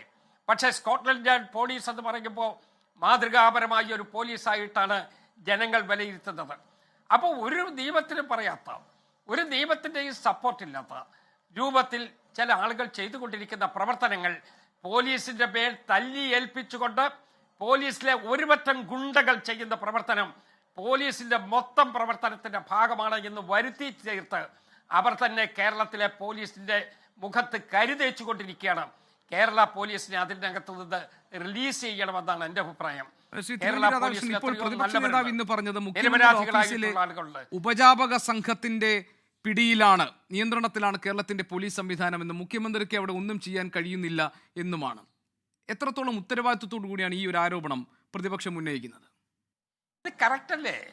കാരണം ആ ഉപജാപക സംഘമില്ലെന്ന് വരികയിൽ പിന്നെ മുഖ്യമന്ത്രി പറഞ്ഞിട്ടാണ് ഇത് ചെയ്യുന്നത് എന്ന് ഞങ്ങൾക്ക് വിശ്വസിക്കേണ്ടി വരില്ലേ? ഞങ്ങൾക്ക് അങ്ങനെ വിശ്വസിക്കാൻ താല്പര്യമില്ല. ആ ഉപജാപക സംഘമാണ് ഇത് ചെയ്യുന്നത് എന്ന് ഞങ്ങൾ പറയും. അല്ലെങ്കിൽ മുഖ്യമന്ത്രി പറയട്ടെ, മുഖ്യമന്ത്രി നേരിട്ട് പറഞ്ഞിട്ടാണ് ഇതൊക്കെ നടക്കുന്നത് എന്ന്. അപ്പം മുഖ്യമന്ത്രിക്ക് നേരിട്ട് ഉത്തരവാദിത്വം കൊടുക്കണം എന്നുള്ളതാണ് പാർട്ടിക്കാർ പറയുന്നതെങ്കിൽ അങ്ങനെ ചെയ്തോളൂ. പക്ഷെ ഒരു കാര്യമുണ്ട്, ഇവിടെ നടത്തിക്കൊണ്ടിരിക്കുന്നത് കണ്ണടച്ചിരുട്ടാക്കുന്നതിന് വേണ്ടിയുള്ള ശ്രമമാണ്. ഞങ്ങൾ അതിനോട് യോജിക്കുന്നില്ല. കേരളത്തിൽ നീതിപൂർവമായ കാര്യങ്ങൾ നടക്കണം. ആ നീതിരഹിതമായ പ്രവർത്തനം നടത്തിയാൽ അവരെ കൈകാര്യം ചെയ്യേണ്ട രൂപവും വേറെയാണ്. അതുകൊണ്ട് ആ സംഘർഷത്തിലേക്ക് പോകാതിരിക്കുന്നതാണ് കേരളത്തിന് നല്ലത് എന്ന് ഞാൻ വിശ്വസിക്കുകയാണ്. ശരി, വളരെയധികം നന്ദി ശ്രീ തിരുവഞ്ചൂർ രാധാകൃഷ്ണൻ. മുൻ ആഭ്യന്തരമന്ത്രിയാണ് നമ്മളോട് സംസാരിച്ചത്. ഇപ്പോഴുണ്ടാകുന്ന സംഭവങ്ങളിൽ ഗുരുതരമായ വീഴ്ച ആഭ്യന്തര വകുപ്പിൻ്റെ ഭാഗത്തുണ്ടാകുന്നുണ്ട്. അത് കൈകാര്യം ചെയ്യുന്ന ആളുകളുടെ ഭാഗത്തെ വീഴ്ചയാണ് ഈ സംഭവങ്ങൾക്ക് പിന്നിൽ എന്നാണ് മുൻ ആഭ്യന്തരമന്ത്രി പറഞ്ഞത്. കാരശ്ശേരി മാഷേ, ഭരണ നേതൃത്വത്തിൻ്റെ പോരായ്മയോ അതോ സേനയിലെ ഏതാനും ചില ഉദ്യോഗസ്ഥരുടെ വൈകല്യമോ? എങ്ങനെയാണ് ഈ പോലീസ് അതിക്രമങ്ങളെ താങ്കൾ കാണുക? ഗോപികൃഷ്ണൻ, അടിയന്തരാവസ്ഥക്കാലത്ത് ഞാനൊരു പത്രപ്രവർത്തകനായിരുന്നു. അന്ന് പത്രത്തിൽ കൊടുക്കാൻ കഴിയാത്ത മട്ടിൽ ഞങ്ങൾ കേൾക്കുന്ന വാർത്തകൾ പിന്നീട് പത്രത്തിൽ വന്നതിൻ്റെ ഒക്കെ ഓർമ്മ എനിക്ക് ഈ ദിവസങ്ങളിൽ പത്രം വായിക്കുമ്പോഴും TV കാണുമ്പോഴൊക്കെ വരികയാണ്. എനിക്ക് അത്ഭുതം തോന്നുകയാണ്. അന്ന് കണ്ണൂരിൽ പോലീസിൻ്റെ അങ്ങേയറ്റത്തെ നരനായാട്ടിന് വിധേയനായ ഒരാളാണ് ഇന്നത്തെ മുഖ്യമന്ത്രി. 1977 നിന്നാണ് എൻ്റെ ഓർമ്മ. അദ്ദേഹം നിയമസഭയിൽ ആ കാര്യം പറയുകയും അദ്ദേഹത്തിൻ്റെ ചോര പുരണ്ട കുപ്പായം നിയമസഭയിൽ കാണിക്കുകയും ചെയ്തിരുന്നു. ആ ബഹുമാനപ്പെട്ട മുഖ്യമന്ത്രിയാണ് ഇന്ന് ആഭ്യന്തരം കൈകാര്യം ചെയ്യുന്നത്. ഇപ്പോൾ നമ്മുടെ നാട്ടിൽ പണ്ട് പോലീസിന് പേര് കാവൽ എന്നായിരുന്നു. തിരുവിതാംകൂർ പോലീസിൻ്റെ പേര് കാവൽ എന്നാണ്. ഇപ്പോഴും തമിഴ്നാട്ടിൽ പോലീസിന് പറയുന്നത് കാവൽ എന്നാണ്. പോലീസ് സ്റ്റേഷൻ എന്നുള്ളതിന് തമിഴിലെ വാക്ക് കാവൽ നിലയം എന്നാണ്. ജനങ്ങളുടെ കാവൽ ഇവരെയാണ് ഏൽപ്പിച്ചിട്ടുള്ളത്. അപ്പോൾ ഏത് ആൾ ഭരിക്കുമ്പോഴും കേരളത്തിൽ ഏതെങ്കിലും ഒരു പാർട്ടിയുടെ നേതാവിൻ്റെ അല്ലെങ്കിൽ ഒരു വലിയ പണക്കാരൻ്റെ ശുപാർശയില്ലാതെ ന്യായമായ ഒരു പരാതി ഒരു സംഘടനരിച്ച് കൊടുക്കാൻ കേരളത്തിൽ ഏതെങ്കിലും പോലീസ് സ്റ്റേഷനിൽ പോകാൻ ഇവിടുത്തെ ഏതെങ്കിലും പാർട്ടിക്കാരനൊരു സാധാരണ മനുഷ്യന് ധൈര്യം ഉണ്ടാവും എന്ന് ഞാൻ വിചാരിക്കുന്നില്ല. നമ്മളെ കാക്കാനാണ് പോലീസ്, നമുക്ക് പോലീസിനെയാണ് പേടി. അപ്പോൾ ഇതിലുള്ള ഒരു വലിയ പ്രശ്നം തീർച്ചയായിട്ടും ഇതിൽ രാഷ്ട്രീയമായ നയത്തിൻ്റെ ഒരു പ്രശ്നമുണ്ട്. അപ്പോൾ ഞാനിപ്പോൾ പറയാൻ ഉദ്ദേശിക്കുന്ന പ്രധാനപ്പെട്ട കാര്യം 2016-19 കാലത്ത് 3 കൊല്ലത്തിനിടയ്ക്ക് 8 മാവോവാദികളെ കേരള പോലീസ് വെടിവെച്ച് കൊന്നിട്ടുണ്ട്. അതൊക്കെ ഏറ്റുമുട്ടൽ എന്നാണ് പറഞ്ഞത്. അത് മഞ്ചേരിയിൽ, അട്ടപ്പാടിയിൽ, വയനാട്ടിൽ, അങ്ങനെ കാര്യമായ ഒരു പ്രശ്നവും അത് കേരള പോലീസിന് ഉണ്ടാക്കിയിട്ടില്ല. ഇവിടുത്തെ പ്രതിപക്ഷങ്ങളോ ഇവിടുത്തെ മാധ്യമങ്ങളോ അത് വലിയൊരു പ്രശ്നമായിട്ട് ഉന്നയിച്ചിട്ടേ ഇല്ല. അടിയന്തരാവസ്ഥക്കാലത്തെ കാര്യം ഇവിടെ പറഞ്ഞു. അന്നത്തെ രാജൻ കേസ് എത്ര കൊല്ലമാണ് നമ്മൾ ചർച്ച ചെയ്തത്. അതുപോലെ 8 മനുഷ്യജീവികളാണ്, 8 മാവോവാദികളെയാണ് 1ാം പിണറായി ഗവൺമെൻറ്റിൻ്റെ പോലീസ് വെടിവെച്ച് കൊന്നത്. അപ്പോൾ ഇതിൽ പോലീസ് സേനയുടെ എന്തൊക്കെ കൊള്ളരുതായ്മയുണ്ട്, യാതൊരു സംശയമില്ല. പക്ഷേ അതിന് ഭരിക്കുന്നവർക്കാണല്ലോ അതിന് ഉത്തരവാദിത്വം. നയം എന്ന് പറയുന്നത് അവർ രൂപീകരിക്കുന്നതാണ്. അപ്പോൾ ഒന്നാമത്തെ കാര്യം, ഇപ്പോൾ ബഹുമാനപ്പെട്ട മുഖ്യമന്ത്രി, അദ്ദേഹത്തിന് ആഭ്യന്തര വകുപ്പിൻ്റെ ചുമതലയുള്ള ആളാണ്. ഈ കാര്യങ്ങളൊക്കെ വരുമ്പോൾ അദ്ദേഹത്തിൻ്റെ പ്രധാനപ്പെട്ട പണി മൗനം പാലിക്കുകയാണ്. ആ മൗനം വാസ്തവത്തിൽ അദ്ദേഹത്തിൻ്റെ നയമാണ് എങ്കിൽ പോലീസ് എന്താ പേടിക്കാനുള്ളത്? ഇപ്പം തന്നെ വലിയ പ്രതിപക്ഷങ്ങളുടെ കാര്യം വലിയ കഷ്ടമാണ്. കാരണം ഒരു യൂത്ത് കോൺഗ്രസ് നേതാവിന് ഇത്ര വലിയ മർദ്ദനമേറ്റിട്ട് 2.5 കൊല്ലം കഴിഞ്ഞിട്ട് അദ്ദേഹം തന്നെ കണ്ടെത്തിയിട്ടാണ് ആ CCTV ദൃശ്യങ്ങൾ കിട്ടിയതും ഇപ്പോഴാണ് പരാതി. പല കേസുകളും 1-2 കൊല്ലം കഴിഞ്ഞിട്ടാണ് പുറത്തറിയുന്നത്. അപ്പോൾ എന്ത് രാഷ്ട്രീയ പ്രവർത്തനമാണ് യൂത്ത് കോൺഗ്രസ്സുകാർ നടത്തുന്നത് എനിക്ക് മനസ്സിലായിട്ടില്ല. അവരുടെ കൂട്ടത്തിലെ ഒരാൾക്ക് ഇപ്പോൾ DYFIക്കാർക്കും CPMകാർക്കും തല്ല് കിട്ടുന്നുണ്ട്. കാരണം പോലീസിൻ്റെ സ്വഭാവം അതാണെങ്കിൽ പിന്നെ അടിക്കാൻ കൈധരിക്കുമ്പോൾ പിന്നെ കോൺഗ്രസ് ആണോ കമ്മ്യൂണിസ്റ്റ് ആണോ നോക്കാൻ പറ്റില്ല. അങ്ങനെ അടിച്ചാൽ പിറ്റേന്ന് തൊപ്പി ഉണ്ടാവുകയില്ല എന്നൊരു നയം വേണമല്ലോ. CPMന് പോലീസിൻ്റെ കാര്യത്തിൽ പ്രത്യേക താല്പര്യമുണ്ട് എന്നതിന് ഞാനൊരു തെളിവ് പറയാം. 2006 VS അച്യുതാനന്ദൻ്റെ മന്ത്രിസഭ നിലവിൽ വന്നു. അപ്പോൾ എന്താണ്, VSന് ആഭ്യന്തരം എടുക്കണം എന്നുണ്ടായിരുന്നു ഞാൻ കേട്ടത്. പക്ഷേ അത് ബലമായിട്ട് പാർട്ടി കോടിയേരി ബാലകൃഷ്ണനെ ഏൽപ്പിച്ചു. അപ്പോൾ എന്താണ്, VSനോട് ഇത്തരം പക്ഷപാതങ്ങളൊക്കെ പറയാൻ ബുദ്ധിമുട്ടാണ്. കോടിയേരിക്ക് പറയാതെ മനസ്സിലായില്ലെങ്കിൽ പറയാൻ പറ്റും. അവരൊക്കെ മരിച്ചുപോയിപ്പോൾ, ഞാൻ അവരെ കുറ്റം പറയല്ല. അപ്പോൾ പോലീസിൻ്റെ നയമാണ് സർക്കാരിൻ്റെ നയം എന്ന് പറയുന്നത്. നവകേരള സദസ്സിൻ്റെ മുമ്പിൽ കരിങ്കൊടി കാണിച്ച യുവാക്കളെ, യൂത്ത് കോൺഗ്രസ്സുകാരെ തല്ലിയ DYFIക്കാരെ പറ്റിയും പോലീസുകാരെ പറ്റിയും ഗവൺമെൻറ്, മുഖ്യമന്ത്രി താൻ തന്നെ പറഞ്ഞത് രക്ഷാപ്രവർത്തനം എന്നാണ്. അപ്പോൾ ഈ തരത്തിൽ ഒരു മർദ്ദക വിഭാഗമായിട്ട്, ഒരു മർദ്ദിക്കാനുള്ള ഡിപ്പാർട്ട്മെൻറ്റായിട്ട് തൻ്റെ പോലീസ് പെരുമാറുന്നുണ്ട് എന്നുള്ളതിനെപ്പറ്റി ബഹുമാനപ്പെട്ട മുഖ്യമന്ത്രിക്ക് വല്ല പ്രശ്നമുണ്ടോ? അദ്ദേഹത്തിൻ്റെ പാർട്ടിക്കാർ തന്നെ പരാതി വരുന്നു എന്നുള്ളത് വലിയ കൗതുകമുള്ളൊരു വാർത്തയാണ്. അപ്പോൾ പിന്നെ അതിനകത്തെ പക്ഷപാതത്തെ പറ്റിയാണെങ്കിൽ വളരെ വ്യക്തമാണ് പക്ഷപാതമുണ്ട്. അത് പറയുന്നത് ഇടതുപക്ഷത്തിൻ്റെ പ്രധാനപ്പെട്ട നേതാവായ സഖാവ് ആനിരാജ പറഞ്ഞു, RSSൻ്റെ സംഘപരിവാറിൻ്റെ സ്വാധീനം കേരള പോലീസിൽ ശക്തമാണ്. അത് നമ്മൾ കണ്ടല്ലോ. കാരണം അവിടുന്ന് പുറത്തേക്ക് വന്ന ഉടനെ TP സെൻകുമാർ ആണെങ്കിലും ജേക്കബ് തോമസ് ആണെങ്കിലും ശ്രീലേഖ ആണെങ്കിലും ഒക്കെ BJP തേരുകയാണ്. അപ്പോൾ അത്തരം ആളുകളാണ് ഗവൺമെൻറ്റിൻ്റെ. ഇപ്പം അത്തരം ആളുകൾക്ക് വലിയ, ഇപ്പോൾ അജിത് കുമാറിനെ പറ്റി എന്തൊക്കെ പരാതികളുണ്ട്. ഗവൺമെൻറ് അദ്ദേഹത്തെ സംരക്ഷിക്കുകയല്ലേ. MR അജിത് കുമാർ ഒരു ക്രിമിനലാണ് എന്ന് പറഞ്ഞത് അന്ന് ഇടതുപക്ഷത്തിൻ്റെ MLA ആയിരുന്ന PV അൻവറാണ്. അദ്ദേഹം തെളിയിക്കാമെന്ന് പറഞ്ഞു. അദ്ദേഹത്തിന് ഒരു ബുദ്ധിമുട്ടും പറ്റിയിട്ടില്ല. അതുപോലെ ഇപ്പോൾ വന്ന പല കേസുകളിലും. അപ്പോൾ ഇത് പോലീസിൻ്റെ നയം എന്ന് പറയുന്നതാണ്, ഗവൺമെൻറ് നയം എന്ന് പറയുന്നത് പോലീസിൻ്റെ പെരുമാറ്റമാണ്.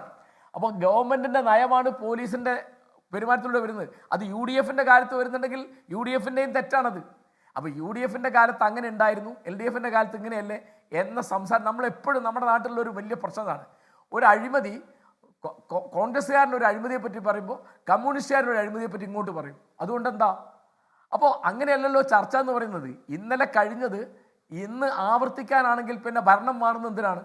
അപ്പോൾ അതുകൊണ്ട് പോലീസ് ജനങ്ങൾ പേടിക്കുന്ന ഒരു ഭീകര സംഘമായിട്ട്, ഒരു ഗുണ്ടാ സംഘമായിട്ട് മാറി എന്നുള്ളതിനെ പറ്റി ഒരു തർക്കമില്ല. അതെല്ലാവരും അങ്ങനെയാണെന്നല്ല, പല സ്റ്റേഷനുകളിലും പല ജില്ലകളിലും അങ്ങനെയാണ്. ഇപ്പം ഇത്തരം വാർത്ത വരാത്ത എത്രയോ എണ്ണുണ്ട്. കാരണം CCTV ഉണ്ട് എന്നോ അത് ചോദിച്ചാൽ കിട്ടുമെന്നോ പിന്നാലെ കൂടി അത് വാങ്ങണമെന്നോ അറിയാത്ത വളരെ സാധാരണക്കാർ അവർ തെറി കേൾക്കുന്നു.